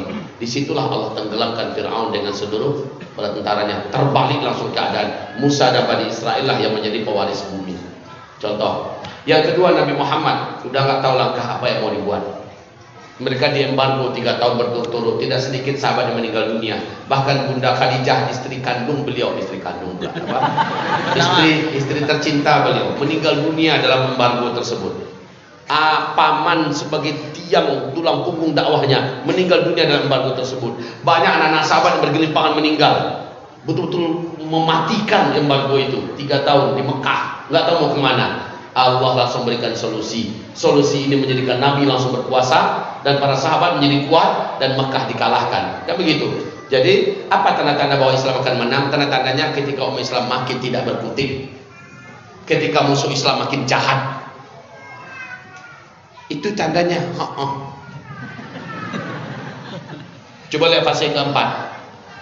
Makin memuncak. Mendadak langsung menyusul fase kelima. Memang itu syaratnya. Permintaan Nabi, bersabarlah kamu. Kan itu permintaan tadi. Perintah Nabi, isbiru, kamu bersabarlah. Ibarat kita di atas batang pohon, anginnya begitu kencang. Anginnya kencang. Pegang yang kuat batang pohon itu.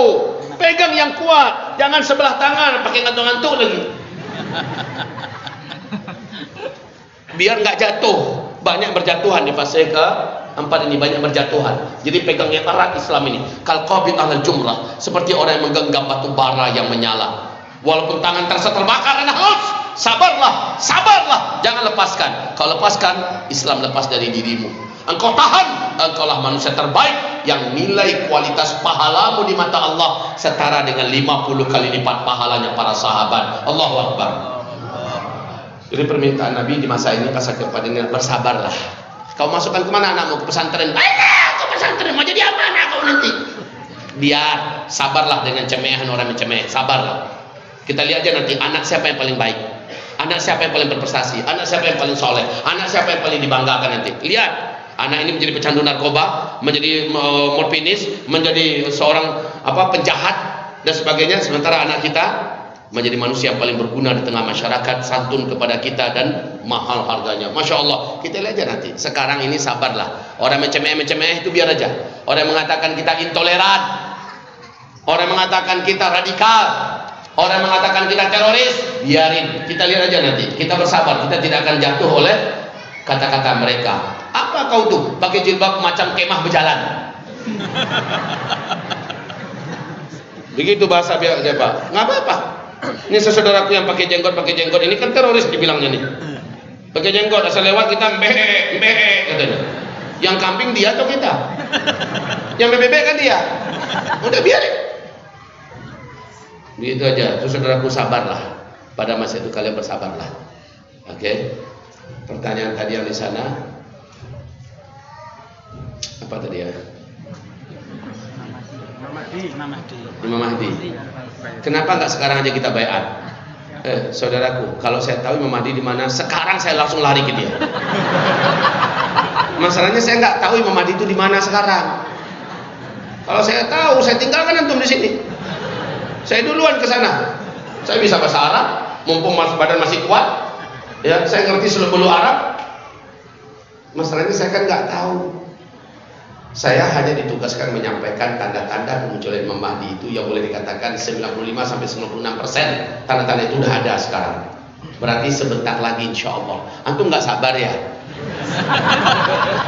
Kan itu perintah Nabi tadi, bersabarlah kamu. Kan katanya tadi udah nggak kuat dizalimi. Perintah Nabi adalah bersabarlah. Emang sejauh mana sih antum dibangkrutkan nggak? Harta antum dirampas nggak? Nyawa antum udah diterbangkan nggak? Udah pernah dibelah nggak kepalanya? Belum kan? Nah, sabarlah. Kan belum diapa-apain juga kok. Nanti datang waktunya insya Allah Ta'ala. Ya. Yang terakhir kabar terbaru dunia Islam, Ya. Palestina dan Nigeria. Alhamdulillah, dengan nikmat Allah, saya kemarin sholat Idul Adha-nya di Masjidil Aqsa. Alhamdulillah, bersama istriku yang tercinta. Alhamdulillah, 10 hari pulang pergi. Yordania, Palestina, Israel, dan Mesir. Alhamdulillah, berkesan perjalanan. Apalagi dapat travel yang luar biasa baiknya travel itu. Kita tenang, kita dibuat yang nyaman, dan kita dilindungi dari bahaya-bahaya yang mereka tahu titik-titiknya.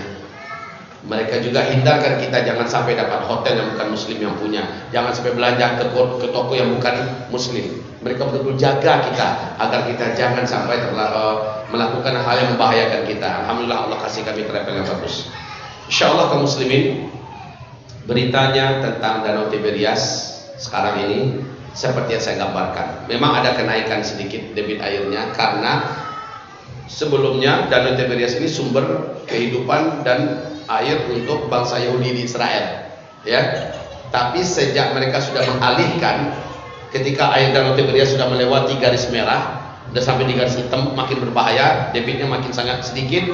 Mereka mengalihkan air untuk bangsa Yahudi sekarang adalah air laut yang mereka suling, sehingga Danau Tiberias dibiarkan nggak kepake lagi, hanya dipakai untuk irigasi sedikit. Sementara kemarin terjadi hujan yang sangat lebat, maka naiklah debit air di Daun Kegerias, naik. Tetapi kata warga Palestina di sana, ini tetap jauh daripada yang seharusnya. Itu yang pertama. Yang kedua, mata air Zuhar, dalam hadis Sahih Muslim, tanda Dajjal itu lepas kalau mata air itu kering. Mata air ini sudah 2 tahun yang lalu tidak berair satu tetes pun sampai sekarang. Mata air Zuhar, pertanda Dajjal itu sudah lepas.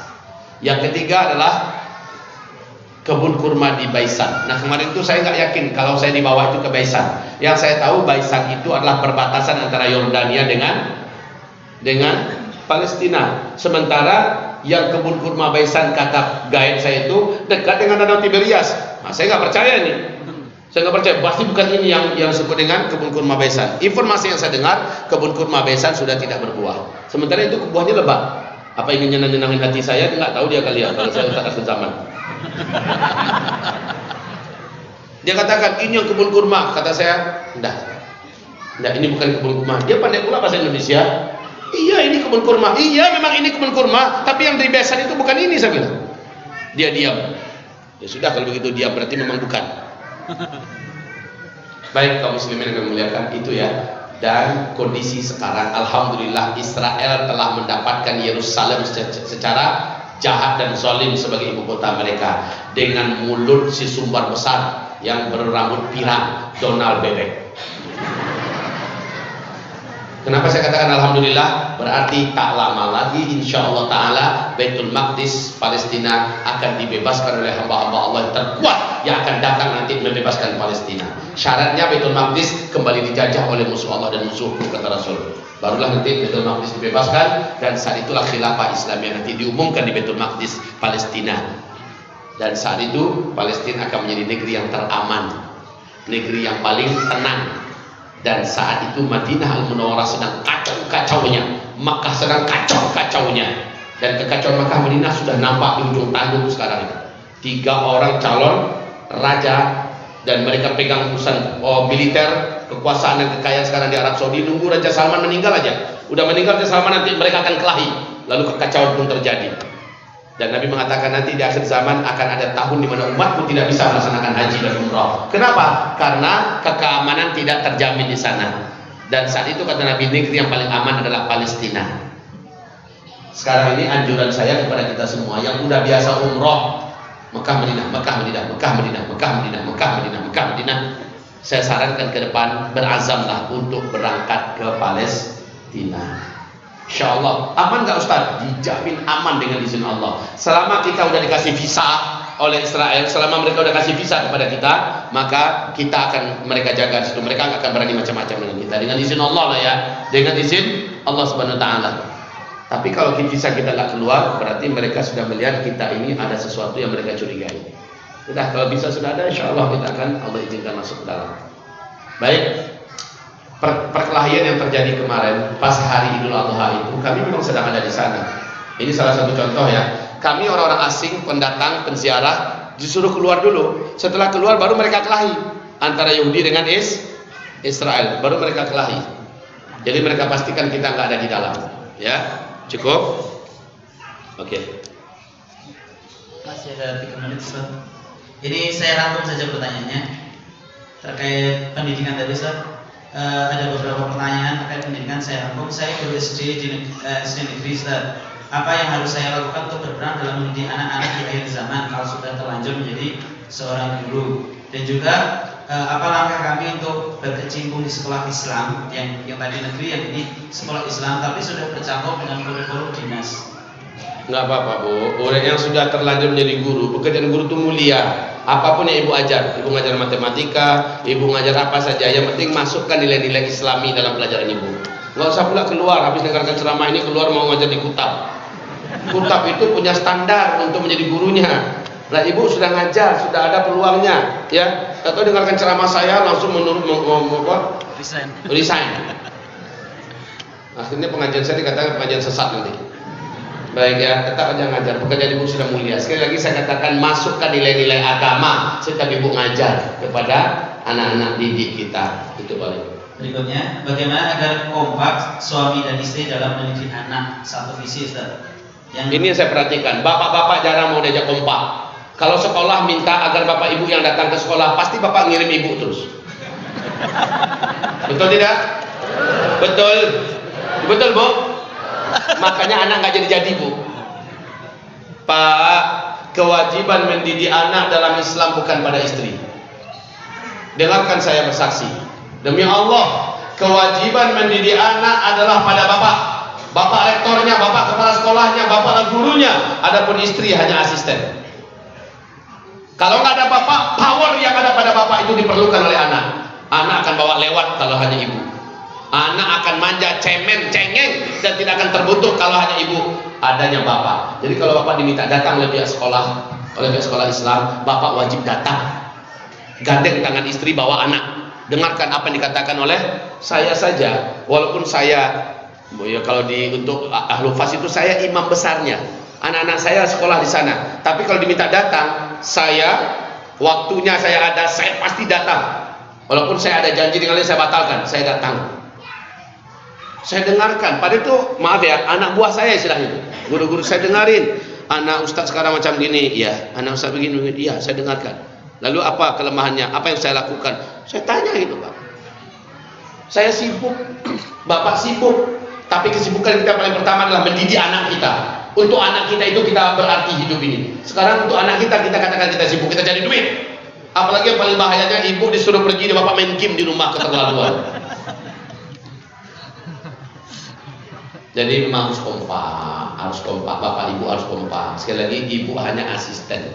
Asisten itu fungsinya menggantikan saat kita yang utama tidak ada. Masa nggak ada terus untuk anak, nggak ada terus. Si anak ditemui ketika sudah tidur dan ditinggalkan ketika baru bangun tidur. Kapan dia merasakan pelukan ayah? Kapan dia merasakan tatapan ayah? Kapan dia merasakan kata-kata sang ayah? Kapan dia bisa mendengarkan Al-Qur'annya kepada si ayah? Tolong dengarkan Al-Quran anak, dengarkan simak. Lain rasanya Pak, saya nyesel jadi ayah. Terus terang, saya nyesel jadi ayah. Kenapa? Baru berapa tahun belakangan ini saya sadar, ternyata anak sangat butuh dengan figur ayah. Anak itu sangat butuh dengan figur kita. Kalau ibunya udah biasa dalam rahim ibu, dia berbulan-bulan, kemudian dia mimik dengan ibunya nggak pernah pisah, dia butuh figur kita. Di saat dia sudah mulai besar, dia butuh figur yang kuat, butuh figur yang memiliki power, ya, di mana dia bisa mendapatkan kepercayaan diri dan kekuatan jiwa melalui tatapan bapak, melalui kata-kata bapak, kehadiran bapak di tengah-tengahnya menjadikan dia merasa sangat berarti. Sudah hukum vaksin mengenai tadi kesehatan. Alah, nanti saya jawab masuk penjara saya. Udah, saya rasa kita semua udah tahu lah. Kita semua udah tahu seperti apa vaksin itu dan bagaimana mantan Menteri Kesehatan yang berani bicara tentang vaksin imunisasi. Di mana beliau sekarang? Di penjara. Mau saya masuk penjara? Saya jawab ini masuk penjara nih. Maka lebih baik saya tidak menjawab. Saya yakin Bapak Ibu sudah tahu jawabannya. Paham maksud saya ya? Sudah selesai. Mungkin untuk pertanyaan yang lain-lain, karena ini nanti materinya bersambung. Nanti di sesi terakhir Ustaz insya Allah akan menyampaikan tentang 5 fase akhir zaman, dan ini akan insya Allah akan sedikit menyimpulkan seluruh rangkaian roadshow beliau. Kami harapkan semuanya untuk bisa mungkin hadir, yang ada waktu silakan di lamanya di mana Ustaz? Masjid Sabu Mabuo ya. Sedikit lebih jauh nggak apa-apa, masih Jogja gitu ya. Silakan untuk bisa hadir, mungkin Taufiq dari sini bareng-bareng. Ya, alhamdulillah mungkin ini yang bisa kami sampaikan. Baik. Oh ya, baik Bapak Ibu yang bermuliakan. Sebentar, minta izin sebelum kita berdoa bersama, ada 2 pengumuman. Yang pertama, seperti yang saya katakan tadi, tahun ini saya menerima murid-murid baru tingkat SMA. Murid ini seluruhnya yang laki-laki dan wanita sudah hafiz Al-Quran 30 juz. Yang kami terima ya, tingkat SMA, namanya Madrasah Mulazamah Al-Hufaz. Alhamdulillah, murid-murid ini sementara sekarang belum punya fasilitas sendiri, belum punya kelas, belum punya asrama, belum punya kantor, bahkan guru-gurunya pun belum punya tempat di mana mereka tinggal. Sementara numpang dulu dengan tingkat SMP. Nah, kami memaksakan diri agar bisa menyediakan fasilitas itu. Sekarang kami sudah mendirikan dengan rezeki dari Allah 3 lantai. 3 lantai hanya dalam 10 bulan sudah berdiri 3 lantai, tapi pengerjaannya masih tersisa lebih kurang 20% lagi. Total 3 miliar 650 juta. Sisa sekarang lebih kurang ada kurang lebih 760 jutaan. Maaf, 760 jutaan rupiah lagi. Ini yang tersisa sekarang. Nah sekarang saya itu tidak pernah ya mengajukan dana ke Arab Saudi, ke Qatar semacam, nggak pernah. Dan juga tidak pernah mengajukan dana ke perusahaan-perusahaan BUMN lain-lainnya, itu tidak pernah. Caranya bagaimana? Asal setiap saya ceramah berdakwah begini, saya sampaikan pada umat. Mungkin di antara umat ada yang hatinya tertarik untuk bersama-sama mempersiapkan gedung pencetak para ulama ini, maka di sanalah Bapak Ibu mengalir pahalanya sampai hari kiamat. Jadi silakan Bapak Ibu untuk apa? Ya, untuk menyalurkan donasinya. Ya, sekarang ada yang berjalan. Oh, ya silakan untuk teman-teman. Samping ada yang berjalan begini, ibu-ibu, kalau ibu nggak bawa dana cash nggak apa-apa, cincin bisa lepas. Atau teman-teman kalau belum sadar silakan. Anting bisa lepas. Mas Wisnu untuk bisa gerakan teman-temannya. Ya. Silakan bisa keliling. Kalaupun belum, nanti insya Allah bisa transfer ataupun menghubungi nomor yang tertera di akan ditulis oleh Ustaz. Insya Allah donasi dakwah fisabilillah ini akan didonasikan untuk sekolah para hufaz dan ulama dan mendukung dakwah akhir zaman beliau. Dan memang hari ini sangat luar biasa ya antusias masyarakat, terutama anak-anak muda untuk menyadari bahwasanya peran mereka harus maksimal di akhir zaman. Maka kita butuh para ulama, para dai yang bukan provokasi ya, tetapi mempromosikan bahwasanya akhir zaman itu sudah sangat dekat. Silahkan teman-teman mengambil andil, mengambil peran di bagian masing-masingnya. Kalau Ustaz Zulkifli Imam Matal ini termasuk yang paling vokal untuk menyadarkan masyarakat, dan silakan teman-teman di bagian masing-masing. Ada yang guru, ada yang mungkin guru TPA, ada yang mungkin di dokter dan lain sebagainya. Silakan ambil peran masing-masing karena peperangan kita sudah sangat asimetris ya. Mereka menyerang dari berbagai kubu, kita harus lawan juga dengan sesuai dengan bagian masing-masing. Silakan. Adapun yang bagi yang berminat untuk berdonasi dakwah ya silakan biasakan rekeningnya beliau sendiri dan juga BCA rekening beliau sendiri. Nanti bisa langsung ke depan, ataupun yang mau berdonasi langsung bisa menghubungi panitia. Insya Allah akan kami sampaikan. Masih ada sesi yang terakhir nanti di Mago Harjo. Mungkin itu, Ustaz, silakan doa ditutup. Baik, sebelum doa kita bacakan. Jadi itu di bawah adalah nomor handphone saya dan WhatsApp saya. Nanti kalau ada yang mencatat, pesan saya jangan ada yang curhat pribadi. Yang kedua, jangan bertanya masalah-masalah yang sifatnya fikih.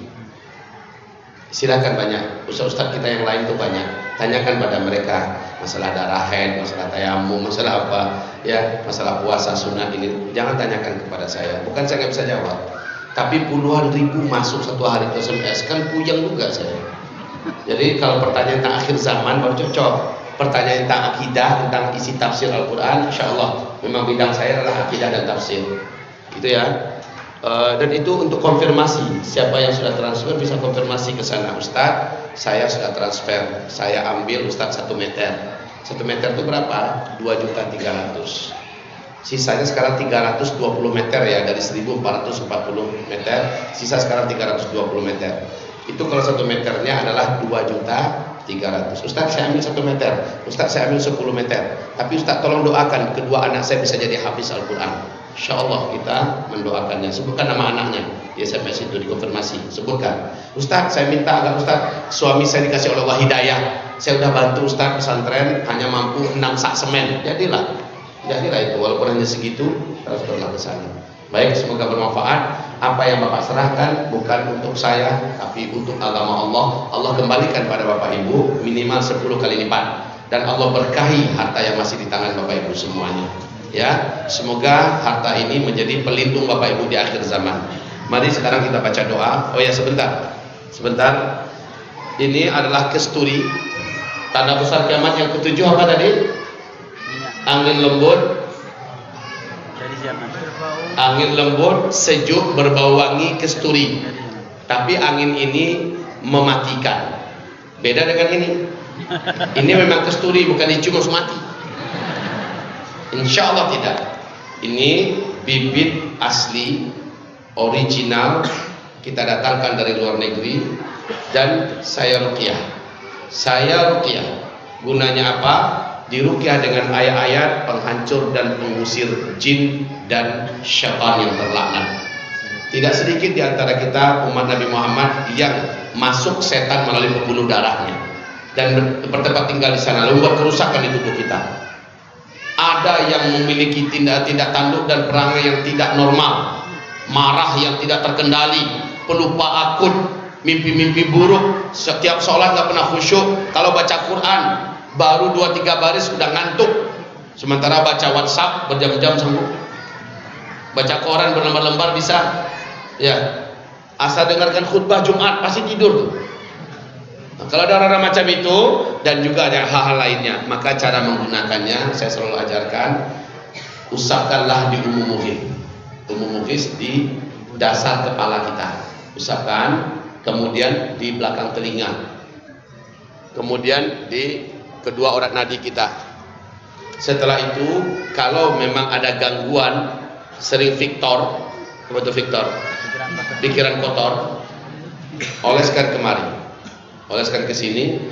Dan kalau matanya yang sering mengalami gangguan, dengar pengajian ngantuk, baca Quran ngantuk, sementara nonton TV berjam-jam sanggup, maka oleskan ke ujung telunjuk kita, letakkan di bawah alis, ya, di bawah alis. Bismillahirrahmanirrahim. Jangan dekat dengan sini, pedih ke mata. Di bawah juga. Begitulah kiri kanan. Setelah itu ketiak, dan lobang pusar. Nah, lobang pusar.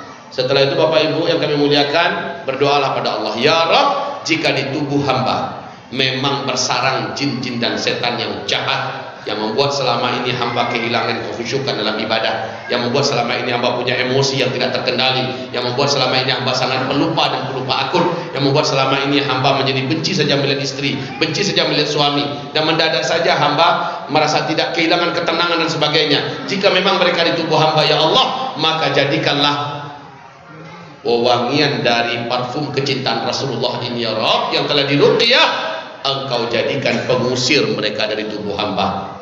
Ya Rabbana, kabulkan doa hamba. Begitu ya. Kalau yang diganggu itu rumah, kantor, mobil, gudang, dan apalah pokoknya ada penampakan, maka teteskan ia ke dalam ember yang sudah ada airnya, lalu diaduk, kemudian bentak tempat itu. Hai musuh Allah, kalian yang ada di rumah saya, hai musuh Allah, kalian yang ada di gudang saya, kalian yang ada di kantor saya, keluar. Saya perintahkan kalian keluar. Lalu mulai ambil airnya, percikkan. Bismillah, Allahu Akbar. Keluar kalian. Bismillah, Allahu Akbar. Percikkan, begitu caranya. Harus gagah ngomongnya, harus gagah. Jangan keluar. Setannya di dalam geli dia. Jadi tegas, keluar kalian, keluar. Ya, percikkan gudang kita, kantor kita, dan sebagainya. Insya Allah, Allah akan usir mereka dengan izin Allah. Beberapa testimoni sudah disampaikan kepada saya. Alhamdulillah setelah dipercikkan memang hilang, Pak.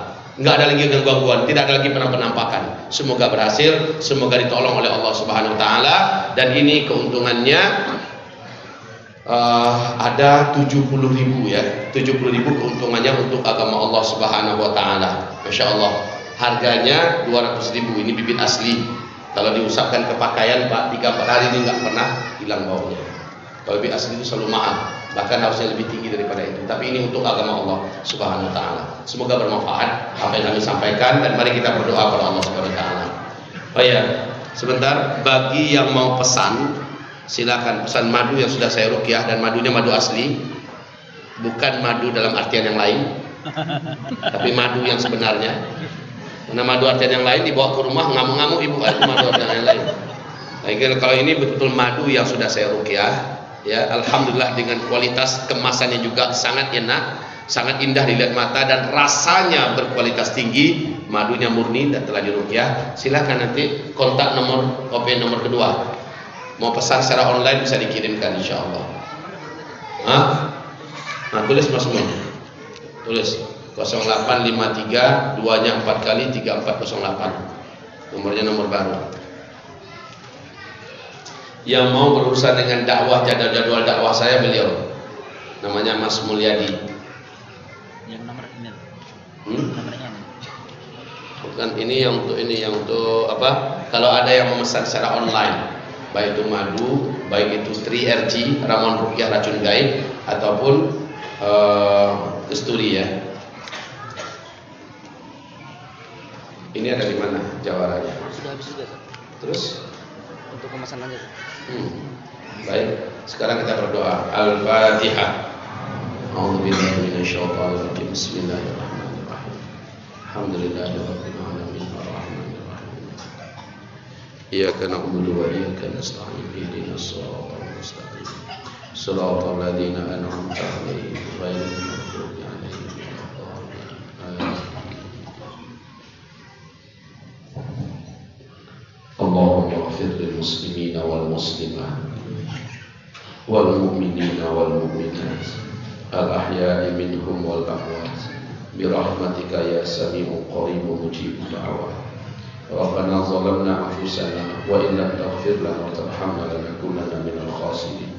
Rabbana la tuzigh qulubana ba'da idh hadaytana wa hab lana min ladunka rahmatan innaka antal wahhab. Rabbana faghfir lana dhunubana wa israfana fi amrina wa tsabbit aqdamana wansurna 'alal qawmil kafirin. Ya Allah, lindungilah anak-anak dan keturunan kami ya Allah dari fitnah Masiihud Dajjal di akhir zaman ini ya Allah. Ya Allah, peliharalah kami, seluruh keluarga besar kami dari segala huru-hara, petaka, bencana, musibah dan segala keributan serta pemurtadan dan kesesatan di akhir zaman ini ya Allah. Ya Rabb kami, Engkaulah Sang-Maha Penjaga dan Pemelihara. Jagalah kami dan seluruh keluarga kami dari api neraka-Mu ya Rabbana. Wahai Rabb kami, kuatkanlah iman kami, kuatkanlah hidayah-Mu untuk kami ya Allah. Jadikan kami seluruhnya adalah hamba-hamba yang mampu memegang Islam secara kafah. Jadikan kami berjiwa tegar, sabarkan kami, istiqomahkan kami ya Allah dalam memegang erat-erat Islam ini di akhir zaman. Ya Rabbana, lindungilah anak keturunan kami ya Allah dari kesesatan dan disesatkan. Lindungilah anak keturunan kami ya Allah dari kehancuran dan dihancurkan. Lindungilah anak-anak kami dari kemurtadan dan dimurtadkan ya Allah.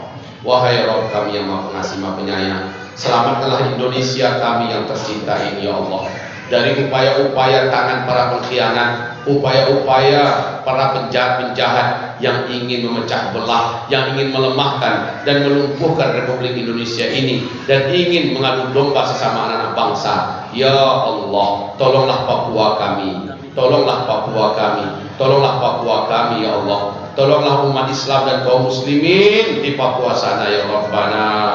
Ya Allah, para pendatang-pendatang yang diburu dan diburon pada hari ini, mereka tak tahu bagaimana cara lepas dan selamat, dan kami pun tak tahu bagaimana cara menolong mereka. Hanya doa inilah yang bisa kami panjatkan kepadamu. Tolong ya Rabb kami, saudara-saudara kami di Papua sana. Tolong mereka ya Allah, tolong mereka ya Allah. Ya Rabbana, berikanlah kekuatan kepada aparat pemerintahan yang sedang bertugas di sana ya Allah, agar mereka mampu melaksanakan tugas mereka sebaik-baiknya.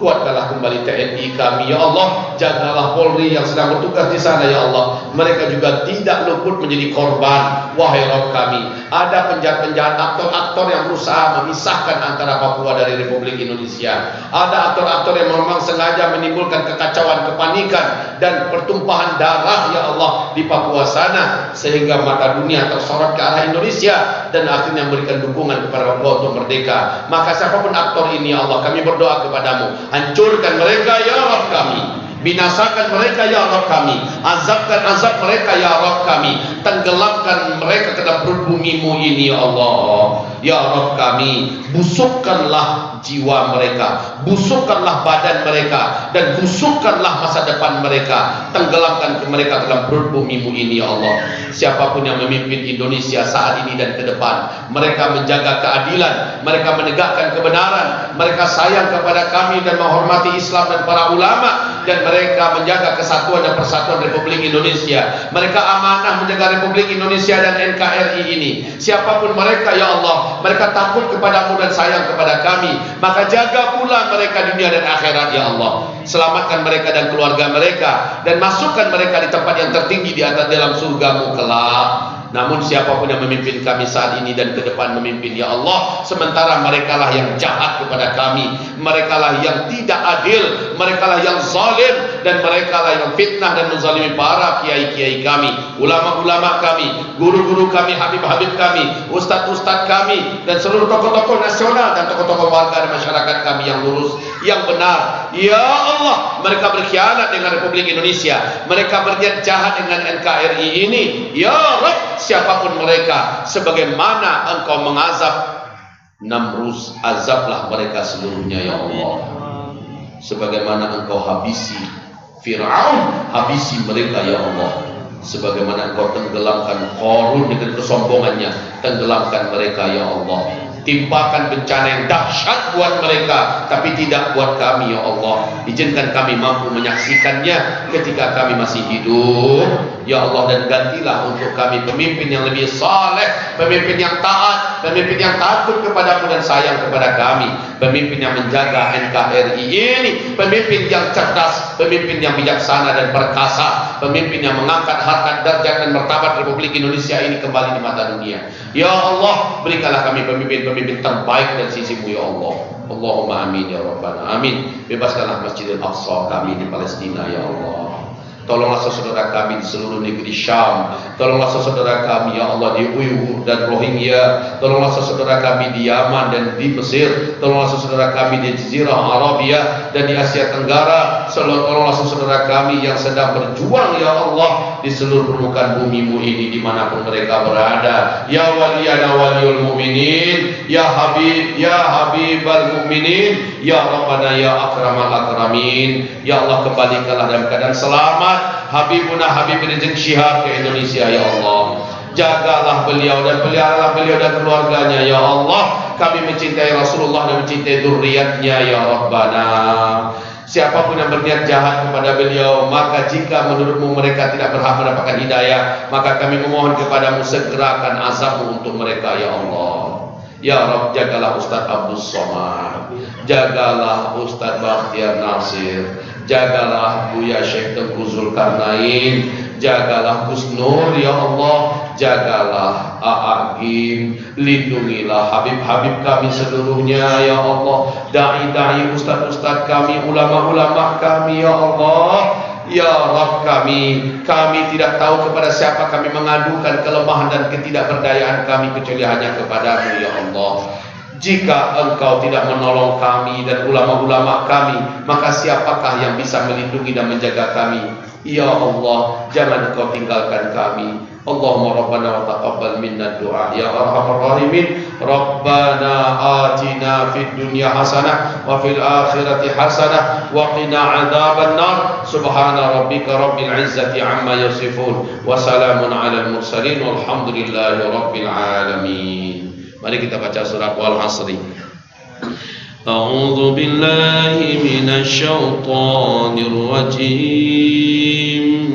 Bismillahirrahmanirrahim. Wal 'asri innal insana lafi khusr illal ladzina amanu wa 'amilus shalihat wa tawasaw bil haqq wa tawasaw bis sabr. Allahumma arhamna bil Quran. Baca doa kafaratul majlis. Subhanakallahumma wa bihamdika asyhadu an la ilaha illa anta astaghfiruka wa atubu ilaik. Wabillahi taufiq wal hidayah. Wassalamu alaikum warahmatullahi wabarakatuh. Alhamdulillahi rabbil alamin.